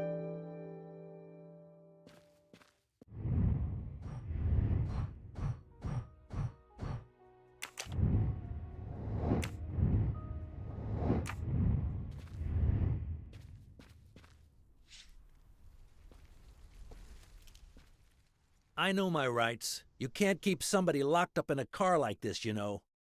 You wouldn't do it if I was a dog. Do they have bathrooms at the station?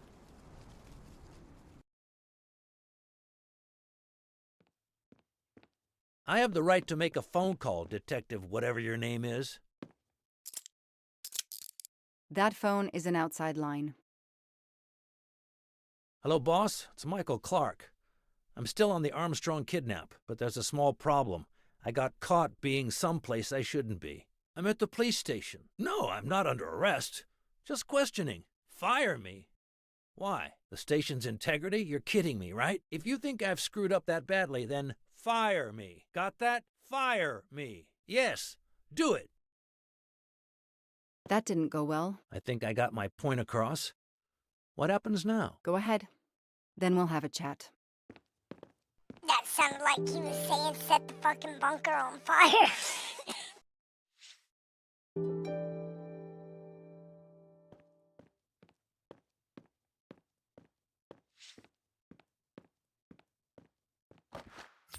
Not really my style, but I'll take it.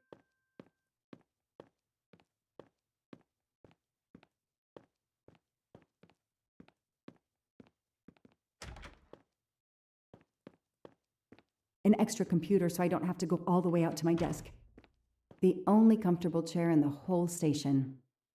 But there's no time to rest. I'll add these to the file. Anything that will erase Clark's smile. Case files. A lot of them for our tiny town. This is all a game to him, and he doesn't expect to lose.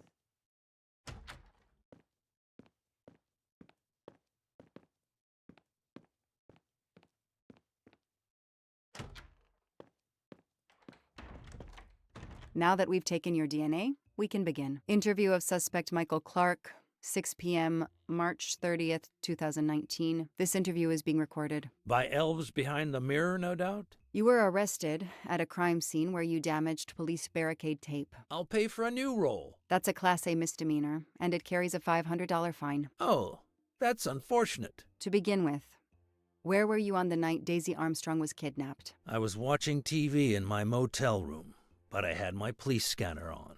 I heard the first reports that the little girl was missing. No way the police at the scene were going to let me get close. I set my alarm so I could get on the story first thing in the morning and tried to sleep.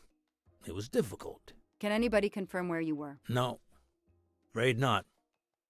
I was alone and sleepless. A sad combination. And I realized a bad alibi.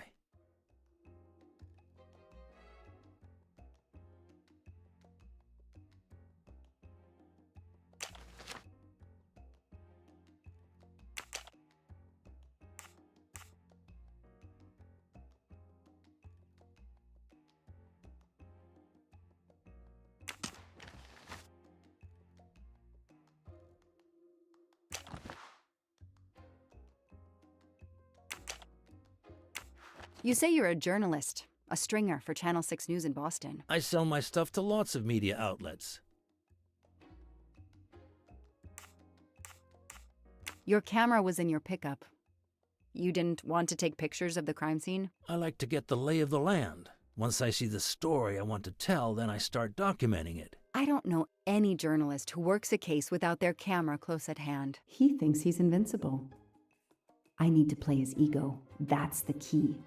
What are you doing in the Berkshires? And what is your connection to the Armstrong case? For the past few months, I've been working on a big case. Boston 6 News was looking forward to my next story. The Armstrongs have been on my list of potential targets for a long time. I changed gears when Daisy was kidnapped and started investigating the Armstrongs.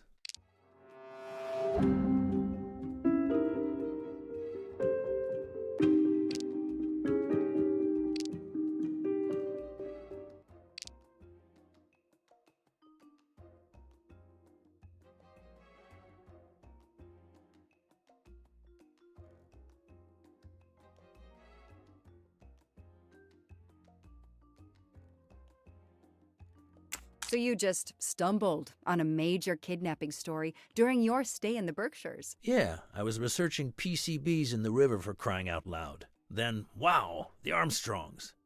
That's not a Science Sunday report. That's a lead. Sometimes you just get lucky. Your camera in the pickup. There were photos of Daisy from before she was kidnapped. The Armstrongs are a famous family, like the Kennedys or Hollywood couples. Gossip sites love them. People want to see how they live. I started out just stealing candid shots. Paparazzi live on getting that one exclusive shot.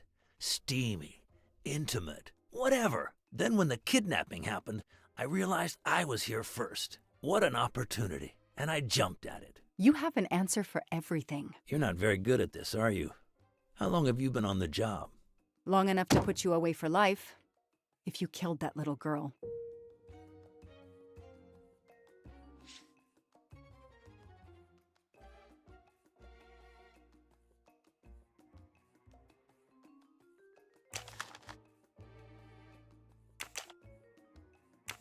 Let's start with why you went to the cabin. If the police were interested in it, I was interested in it.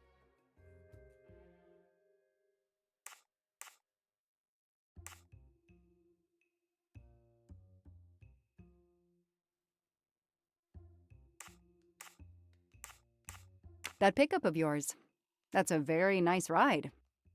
Especially for a stringer who only gets a few stories on the air. How can you afford it? When Boston 6 does use a story, they pay okay. That truck is top of the range. How much did it set you back? $55,000, $60,000? When I have to, I do what everybody else does. I take out a loan. How about you, detective? You got a loan on your car? He's enjoying himself. I need to throw him off balance somehow, surprise him into making an error. Explain to me again how you got to the crime scene. I listened in on the police radio frequency. Anybody can do it with a scanner. I headed for the crime scene in my trusty pickup, like I've done for years. After the forensic team left, I needed to see the crime scene for myself. I got to the bunker just before you arrived.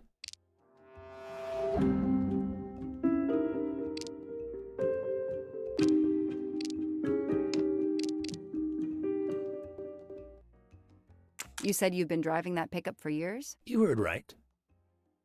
Thanks to it, I never miss a story. You say you've been using your pickup for years, but the title certificate is not in your name. The truck belongs to somebody named Stephen Baker. Okay, I don't get why the pickup is so important to you, but I guess my ego made me say that. Yeah, the pickup was lent to me by a friend. I couldn't afford it even with a loan. I think you stole it, Mr. Clark. You needed a pickup like that for our mountain roads, so you stole that one. Try proving it. But while you run off on some wild goose chase, you can't hold me.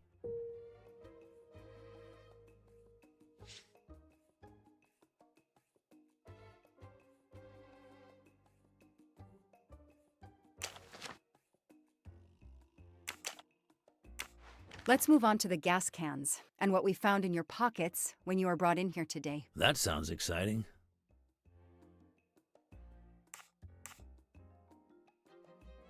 In addition to the gasoline in the back of your pickup and another in the bunker, you had a lighter and gloves in your pockets. You were going to set fire to the bunker and every scrap of evidence inside. Where to begin? I'm sorry to disappoint you, but I wasn't planning to use these things to destroy the crime scene. I've been around crime scenes my entire career. I brought the gloves so as not to contaminate it with my fingerprints. The gas can in the back of my pickup, I use it to put gas in the truck. Gas stations are few and far between in your mountains. I didn't know there was a gas can in the bunker. If that's true, I did you a favor. My arrival obviously scared off somebody planning to burn everything. Do you also have an excuse for your lighter? The lighter? I'm trying to quit smoking. I used the lighter as a reminder not to start again. I know that Clark is lying. I need to reconstruct the whole sequence of events in order to understand what happened.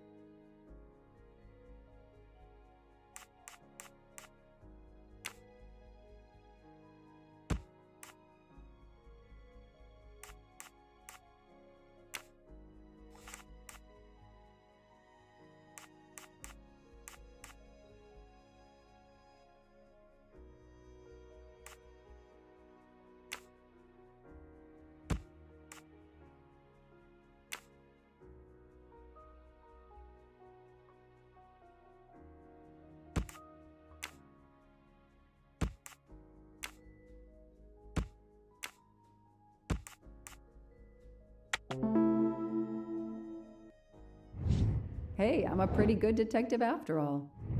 I'll tell you what really happened. You waited until forensics left and arrived in your probably stolen pickup. You grabbed a can of gasoline from your truck. You then went into the cabin to check if Daisy had been found. You then went straight to the bunker to see if it had been discovered, planning to set it on fire and destroy all the evidence inside. Before you could start the fire, you heard me arrive. So you hastily left your gas can and closed the hatch. You didn't think I could open the bunker. If I hadn't found you, I expect you would have burned down the cabin too. I'm not going to make fun of you, Detective, or how you handled my interrogation. You're obviously very new at this.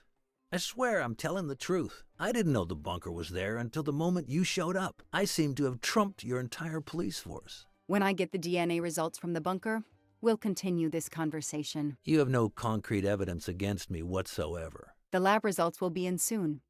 You won't get away with this. See that call? That's your arrest warrant and a one-way ticket to prison. I'll be right back.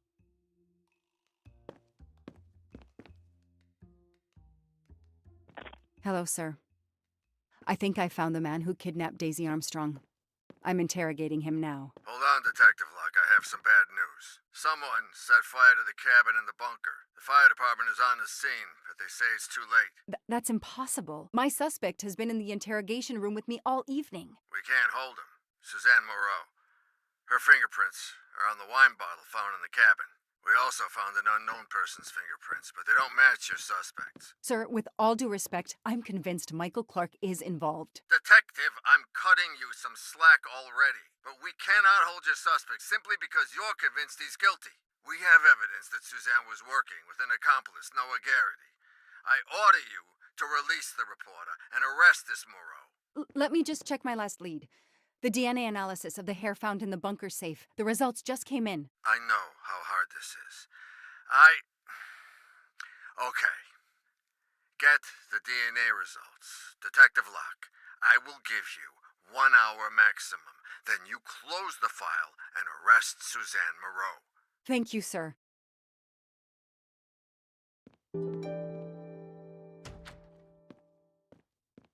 Who did you call earlier? An editor from the Boston 6 News. An editor you repeatedly said should fire you. That was your accomplice, wasn't it? You were telling him to start the fire. An accomplice? I know it was Noah you called. I'm saying nothing more without the presence of my lawyer. Stay right where you are. I'm not done with you yet. Wow.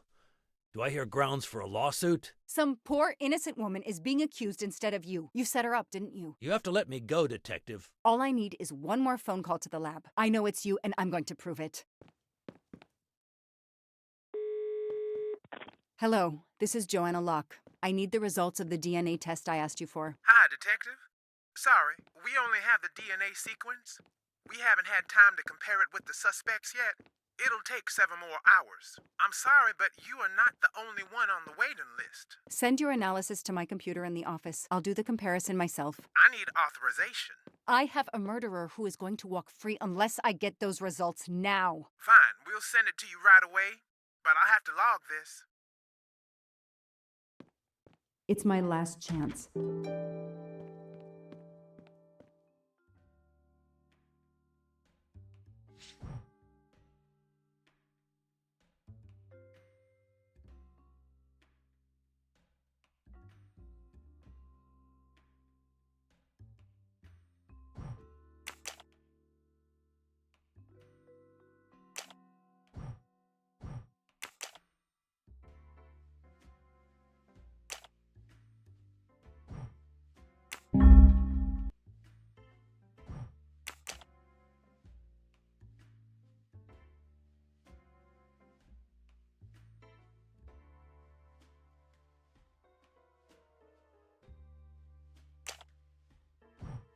Oh, no. No! Suzanne? I don't understand. I was sure it would be Clark's hair. I'll have to let him go.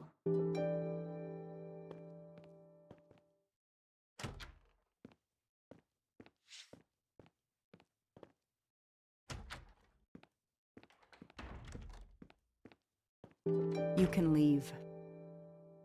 Sorry it didn't work out for you, Detective. Maybe you should consider a career change. We are not done. Oh, but we are, my dear. We are done.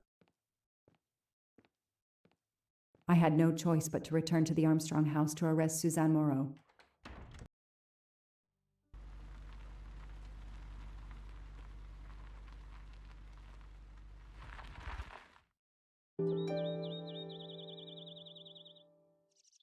The arrest warrant for Suzanne Moreau. Suzanne was set up by Clark and Noah. They are the kidnappers, but I'm not giving up. When Suzanne comes up for trial, I will fight for her defense. But for now, the district attorney is in charge. If I want to stay a detective, he always has the last word.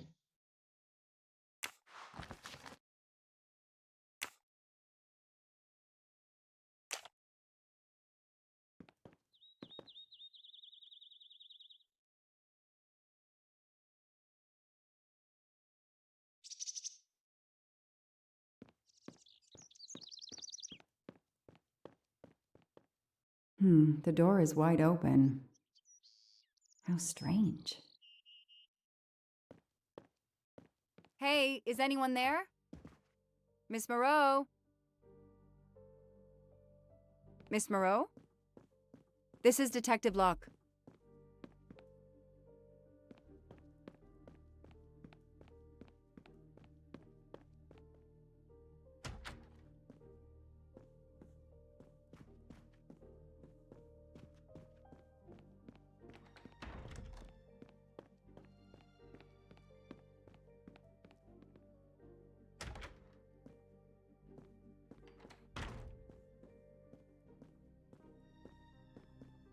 Miss Moreau, can you hear me? It's me, Detective Locke. You must get up now. Miss Moreau? Miss Moreau, can you hear me? Suzanne Moreau is dead. There are no traces of blows or injuries on her body. She doesn't seem to have defended herself from anyone.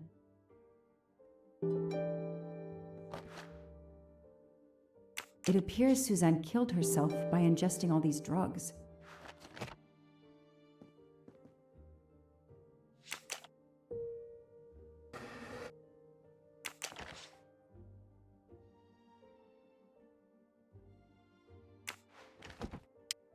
The glasses are missing.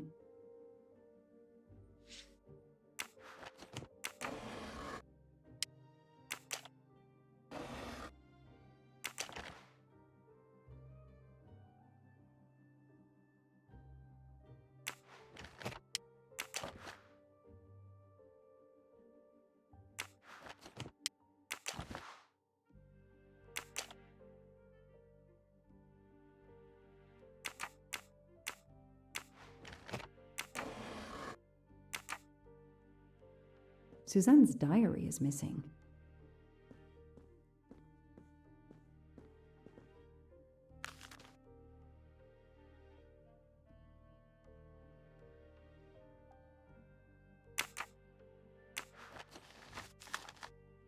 Suzanne was telling the truth about her mother.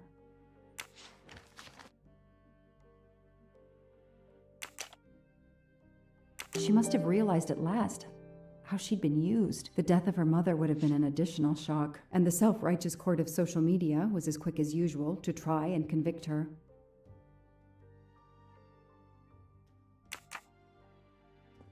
I called the district attorney to inform him.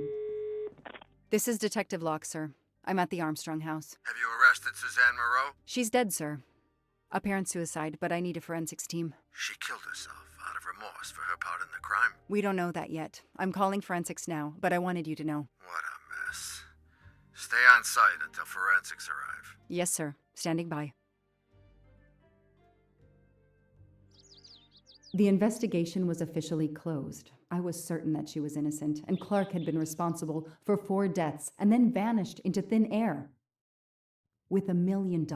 Dollars marked, though, and not easily spent. I didn't care if the case was officially closed.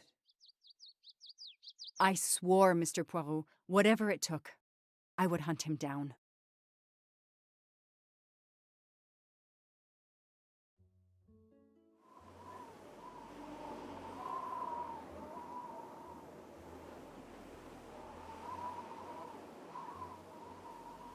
I waited for the forensics team, then went into the station to write my report. I was officially off the case. Thank you, mademoiselle.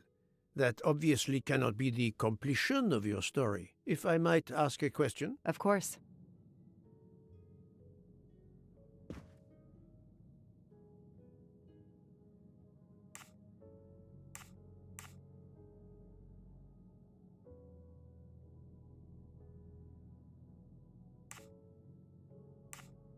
Michael Clark, the reporter. He was Ratchet? Absolutely. I was the only law enforcement official to question Clark. I knew this wasn't his first kidnapping. You looked for similar cases. What do you Americans call the MMOs? Means, motive, and opportunity. Yes, I looked for someone in plain sight. Someone on the edge of a kidnapping case. Someone in plain view, keeping track of the investigations.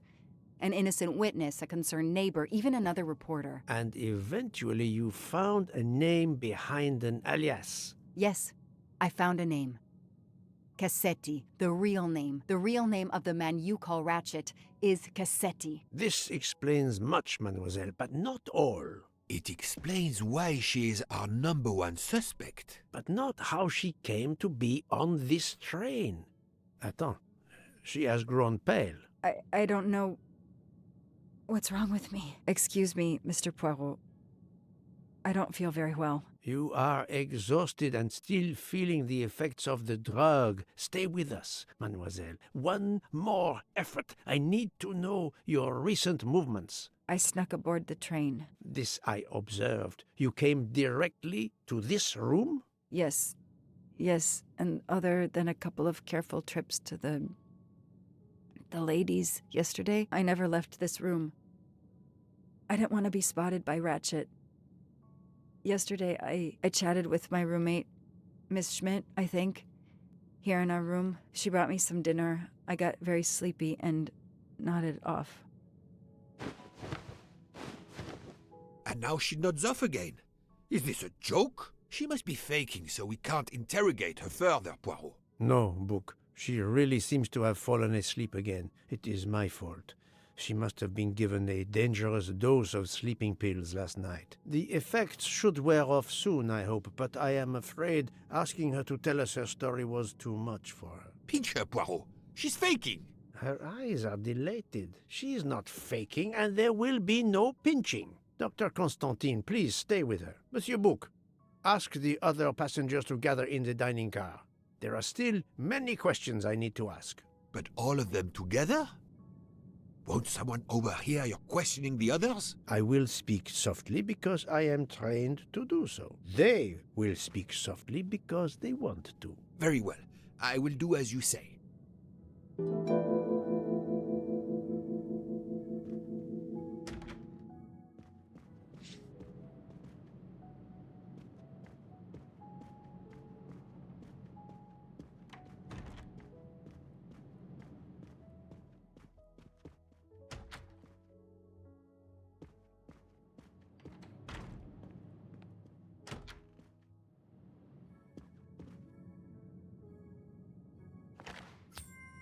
Ha-ha! Golden mustache.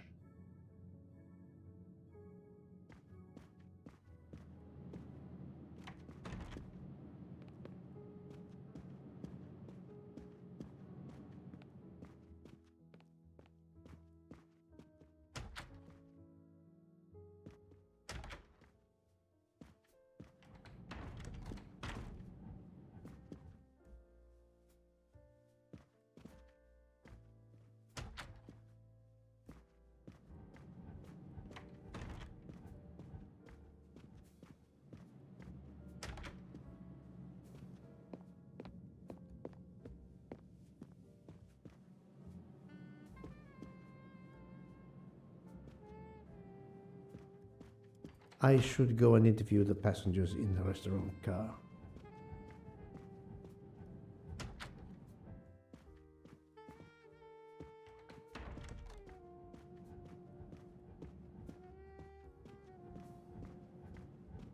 I hope we will be leaving soon.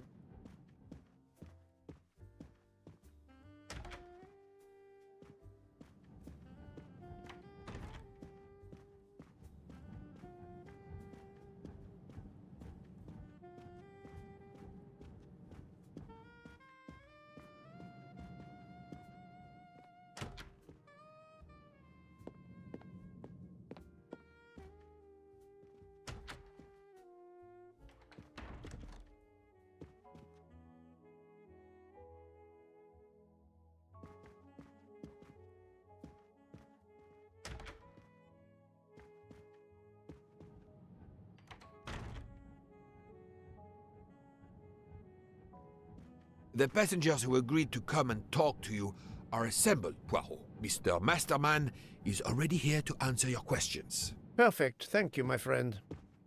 Sit down, Monsieur Masterman, please. Thank you. Does the name Cassetti mean anything to you? No. Should it? Have you heard of the Armstrong kidnapping case? Of course. It was all over the news a few years ago. Your employer's real name is Cassetti. He was the man behind that kidnapping. Mr. Ratchet was... He murdered that poor little girl? Mr. McQueen, the man you worked for is a kidnapper named Cassetti. What? What kidnapping? He murdered his victim, a child named Daisy Armstrong. The Armstrong kidnapping? You had no idea of Monsieur Ratchet's real name? Damn skunk! Why are you so upset? My father was the district attorney who handled the case, Mr. Poirot. I saw Mrs. Armstrong more than once. She was a lovely woman, so gentle and heartbroken. If ever a man deserved what he got, Ratchet, or Cassetti, is the man. He didn't deserve to live. Madame Olson, have you heard of the Daisy Armstrong case? No, I've never heard of it. It was only 2 years ago. It was famous. Maybe so, but it was not famous in Spain, where I have been helping the refugees from Africa. You've never heard the name Daisy Armstrong? No, never. Daisy Armstrong? No. No. No! No! Yes. It was all over the English tabloids before I went to Jordan. A horrific crime that claimed the lives of an entire family and their wrongfully accused nanny. That's right, isn't it? Quite so. I thought the culprit had been punished. Some might say that the culprit was punished last night. Oh, my heavens. May I ask you a few more questions? Yes, of course.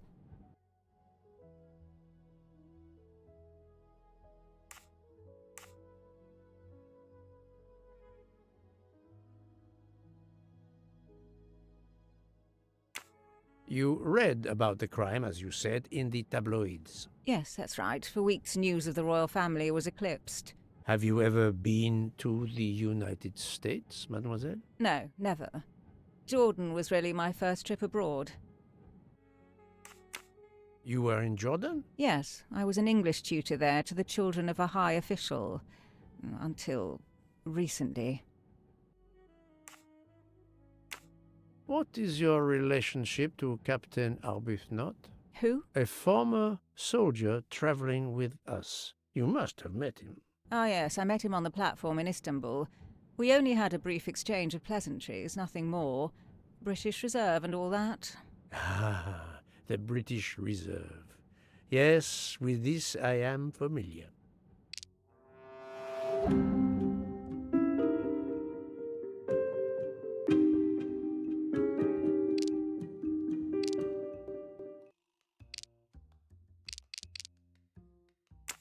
Are you sure everything you have told me is accurate, Mademoiselle Debenham? Of course.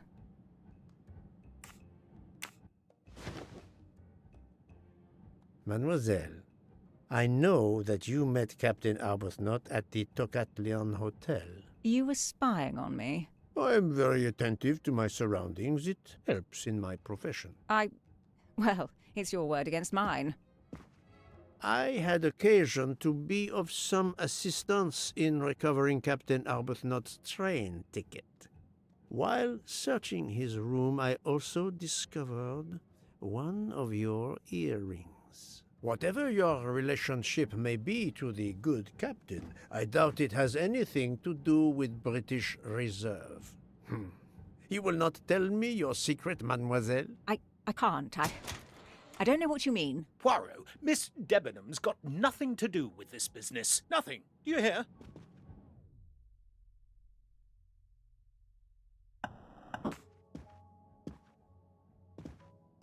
Archie, stop! Captain, no! This behavior is unworthy of an officer and a gentleman. Leave her alone! Have you no honor? Archie, we should go. Captain Arbuthnot, I am certain you are a brave soldier, but you are a poor actor. The truth is that your relationship with Miss Debenham is beyond doubt, Captain. Your reaction was apparently that of a man trying to protect the woman he loves. I might understand that if your relationship were some cleverly disguised secret, but it is not. You make puppy dog eyes at one another at every opportunity. You cannot hide your love. Everybody knows. I advise you to stop with your accusations, Mr. Poirot. I'm going to escort Miss Debenham back to her compartment. Make of that what you will. The captain and Mademoiselle Debenham are obviously adamant about not revealing their relationship, but this scene convinced me there is more that is not so obvious. This murder has everyone on edge. In my 25-year career, I have never seen such madness aboard the Orient Express. I understand, my friend. The more we learn, the more perplexing this train ride becomes. But we have other clues to pursue. What do you have in mind? The broken watch on Monsieur Ratchet's wrist, for example, and the handkerchief found near the body. Who does that belong to? This little drama we have just witnessed has not put you off the scent. Far from it, my friend. Will you return to your watch over Mademoiselle Locke? Yes, I will. Dr. Constantine can probably use a break. Good. Au revoir, Poirot.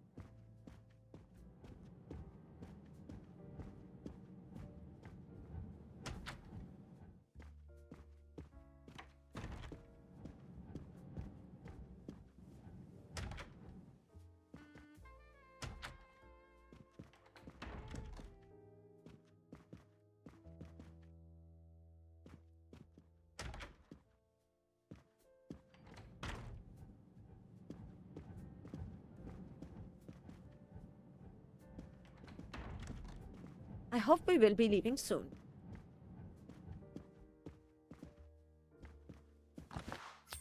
Another delightful trophy for my collection.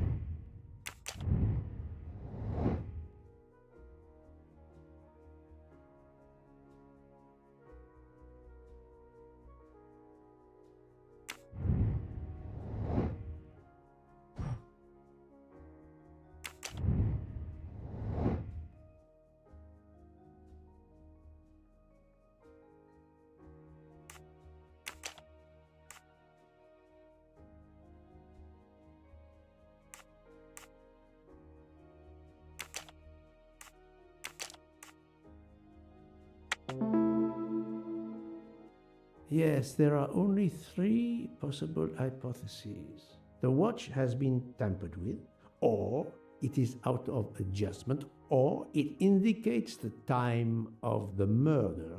I shall explore these last 2 possibilities before reaching any conclusions. If the watch is out of adjustment, it may be broken. There may also be another reason.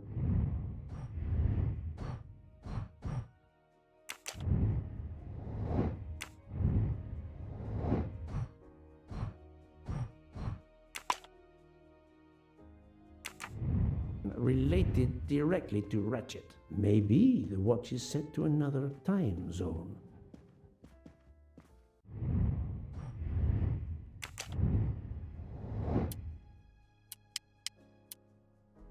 The watch was not defective because the second hand is still moving. That was easy.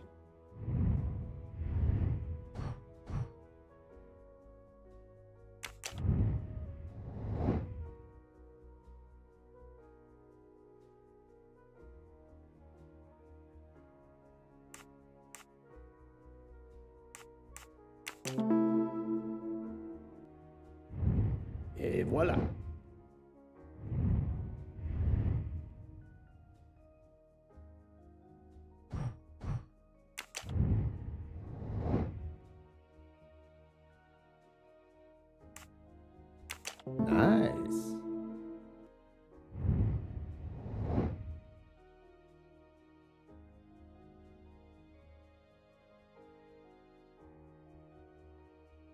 Well done. If this theory is correct, then the murder took place at 12:15 a.m. I must interrogate all the passengers to see if any of them have an alibi for this hour.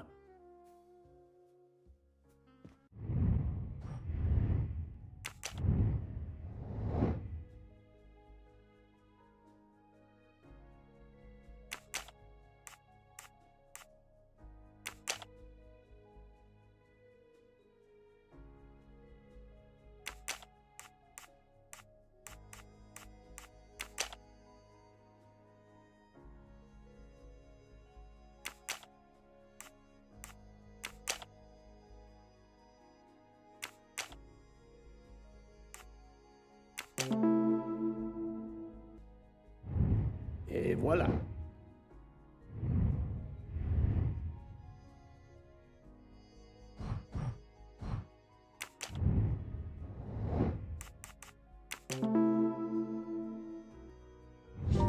That's the right answer.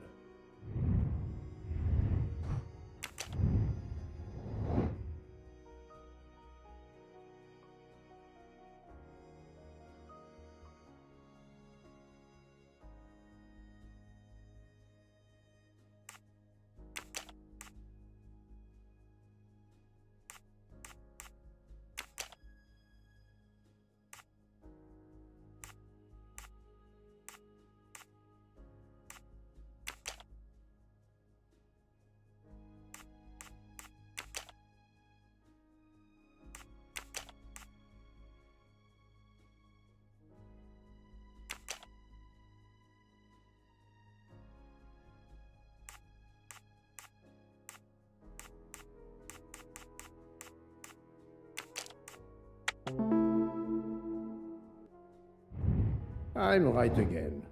That happens to me a lot.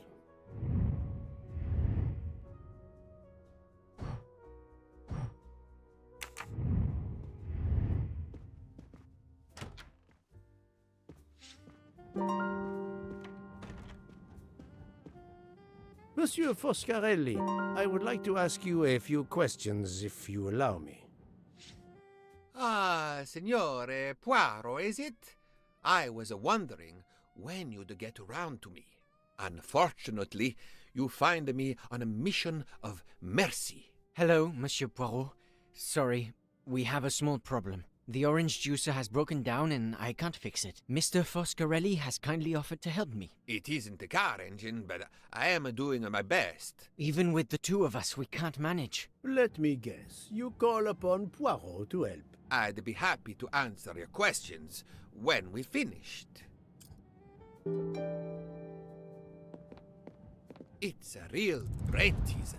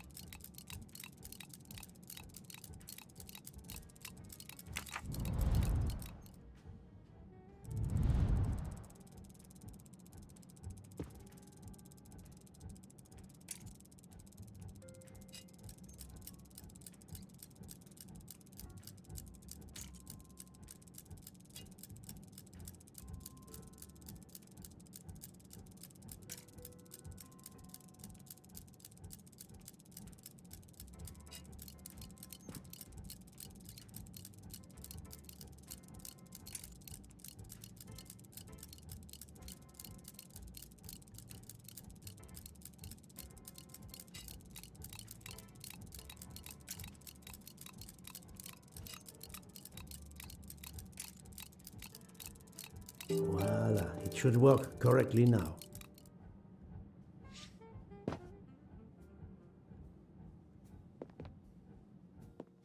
Bravo! I should stick to automobiles. Well, now we can talk calmly. Monsieur Foscarelli, is it? Antonio Foscarelli? Delighted, Monsieur Poirot. You have, of course, heard about Ratchet's murder last night. Oh, naturally. It is all anyone is talking about. Have you ever been to the United States? Yes, it has been a primary market for our cars for the last 10 years. You remember the Armstrong case? Armstrong? The name, yes. It was a little girl. A baby, was it not? Yes, a very tragic affair. Did you know that Cassetti, the kidnapper, was actually Ratchet? Oh, no. Then he deserved to die. I mean, wouldn't you agree?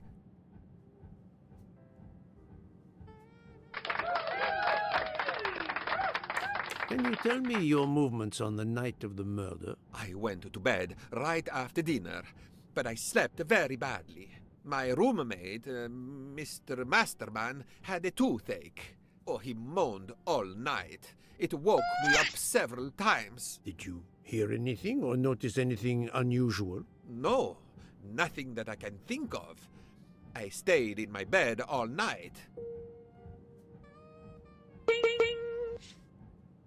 Well, thank you, Mr. Foscarelli. I'm sorry I couldn't help more, Signore.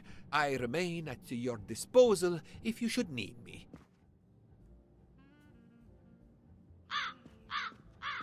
Thank you so much, Monsieur Poirot. I can put orange juice back on the menu.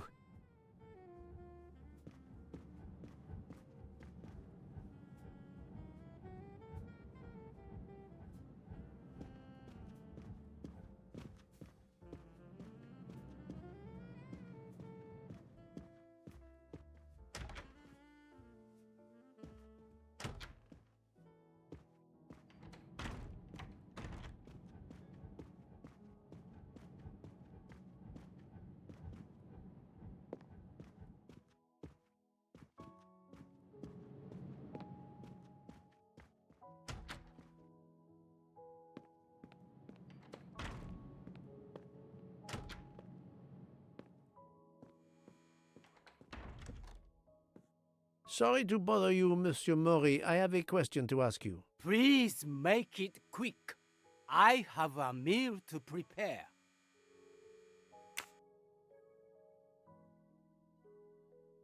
This handkerchief embroidered with an H, is it yours?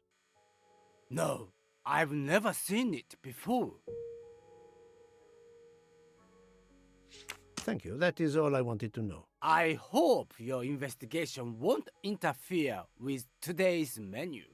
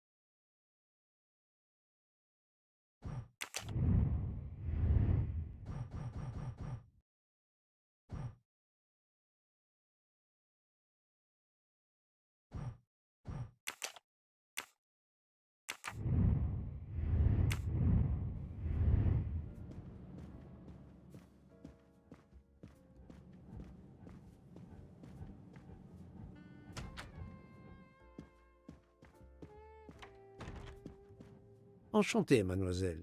You are Hildegard Schmidt? I am Errol. And you, I know, are Herr Poirot. Correct.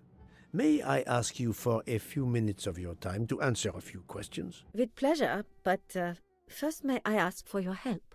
Why does this not surprise me? I don't know. I am at your service, Fraulein. My mistress, Princess Dragomirov, has asked me to open this traditional Matryoshka doll. There is a trinket inside she must retrieve. Madame, in my experience, each Russian nesting doll simply pulls apart to reveal the next one inside. Indeed. Yet try it for yourself. As you wish. Ah, you are a gentleman.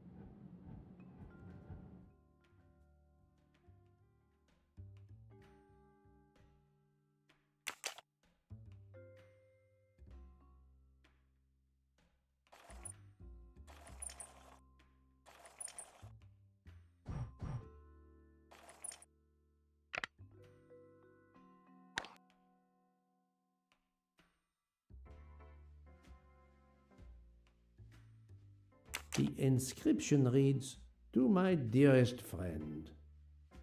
Ah, thank you very much. This doll reminds her of her youth in Russia. It was very hard under the Soviet regime, but thanks to her strength of will, she rose to be the head of a museum of antiquities in St. Petersburg. Even though she now lives in Berlin, it is said that the Kremlin still fears her. She must be a formidable woman indeed. You are her maid? I am her companion. I help her in her daily tasks, and I keep her company. Ah, forgive me. You will have heard of Ratchet's murder last night. Yes, of course. Everyone is talking about it. Can you tell me how you occupied your time last night? Just after we left Istanbul, I had tea with my roommate, Fräulein Locke. I went to dinner with the princess, and when I returned to my compartment, Fräulein Locke was already asleep. A little later, Herr Michel, the conductor, came to get me because Madame la Princesse needed my help. Her back troubles her. I massaged her for about an hour. Do you remember the time? I'm sorry, I do not, mein Herr. Have you lost a handkerchief embroidered with an H, madame? Oh, no, monsieur. I thought perhaps since your first name is Hildegard. It is not mine, I tell you. I could not afford something so nice. I have no idea who it belongs to. My apologies, I did not mean to alarm you. Thank you for answering my questions, madame.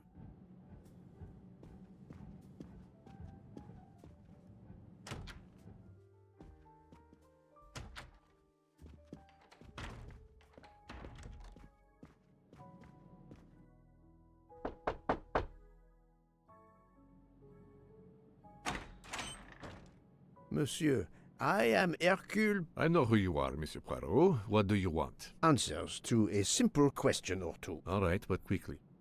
My wife is quite ill. I would like to stay by her side. I promise. First of all, I imagine you know about the murder. Of course. The Countess is terribly distressed. Your full name? Rodolphe Adreny. Your home is? Budapest. And how do you come to be aboard the Orient Express? I am a Hungarian diplomat. My family has represented our homeland since the revolution from the Soviet Union in 1956. I was on my country's business in Istanbul. Business which I cannot discuss. And your wife often accompanies you on your diplomatic missions? Yes, and why not? Was there anything else you wanted to know?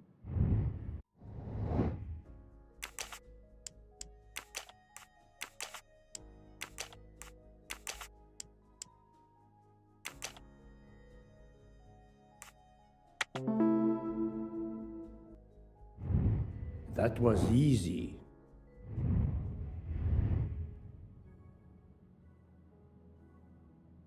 Can you tell me how you spent last night? I was in our compartment with my wife. She went to bed early. I played a video game on my phone. Around 11 o'clock in the evening, my wife woke up and couldn't get back to sleep. She took a sleeping pill. As for me, I went to bed soon after that and slept straight through until morning.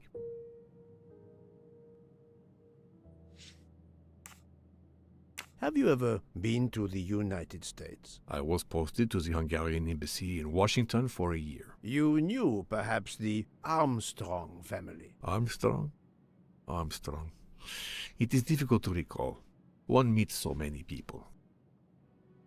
It was the kidnapping of a child, a very sad affair. The culprit was the man on this train who called himself Ratchet, the one who was murdered last night. Indeed. It sounds like justice finally caught up with him. Thank you for your time. Now, I'd like to speak to your wife, if you don't mind. It's impossible. As I told you, my wife is very ill. Thank you, and good luck with the investigation. Eh bien, the good Count does not appear to want me to talk to his wife.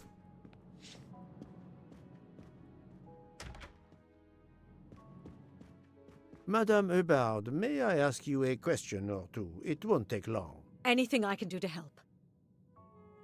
Have you misplaced a handkerchief recently? No, I don't think so. Why? We found a handkerchief embroidered with the letter H, so I thought it might have been yours. I'm sorry, but it's not.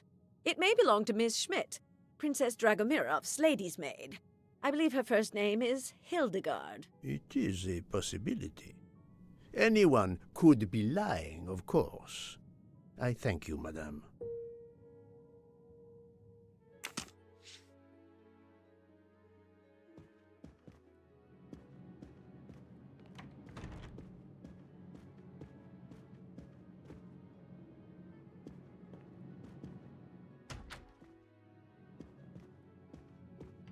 Hello. Can I do something for you? Hello, Monsieur Hardman, I believe. You have heard of the murder? Cyrus Hartman. Yes, and the fact that there's been a murder is all over the train. You do not seem very concerned about it, monsieur. It's not the first murder I've run across. I had no idea the selling of toys was so dangerous. I did overhear you mention at dinner that this is your profession. Toy salesman is a cover. I'm a private detective, just like you, from the U.S.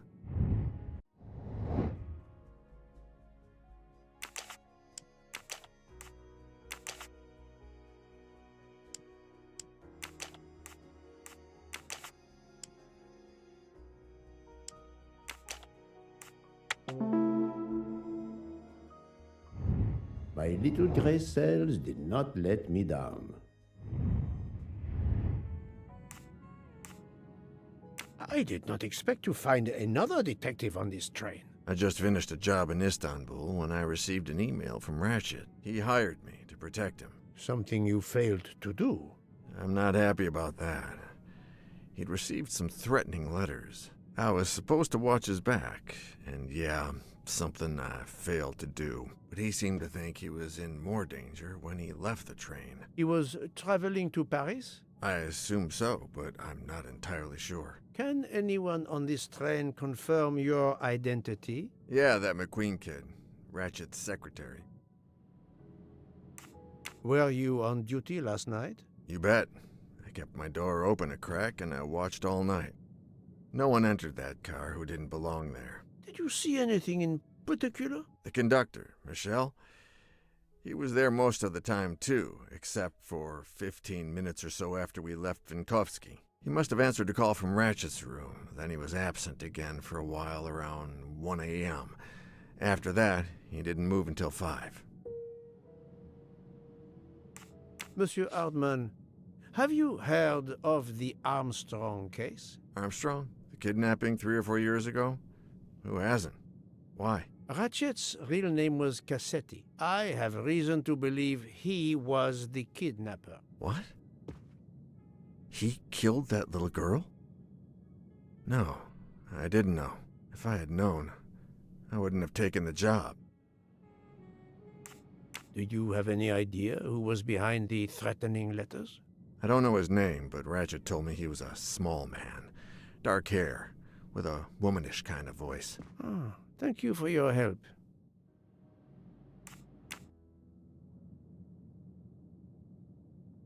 Is this handkerchief embroidered with an H yours? Do I look like the kind of guy who would use a handkerchief like that?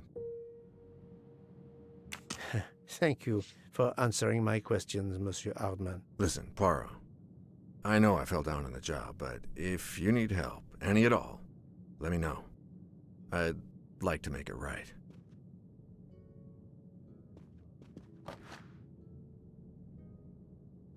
Oh, it has been a while since I have seen one of those.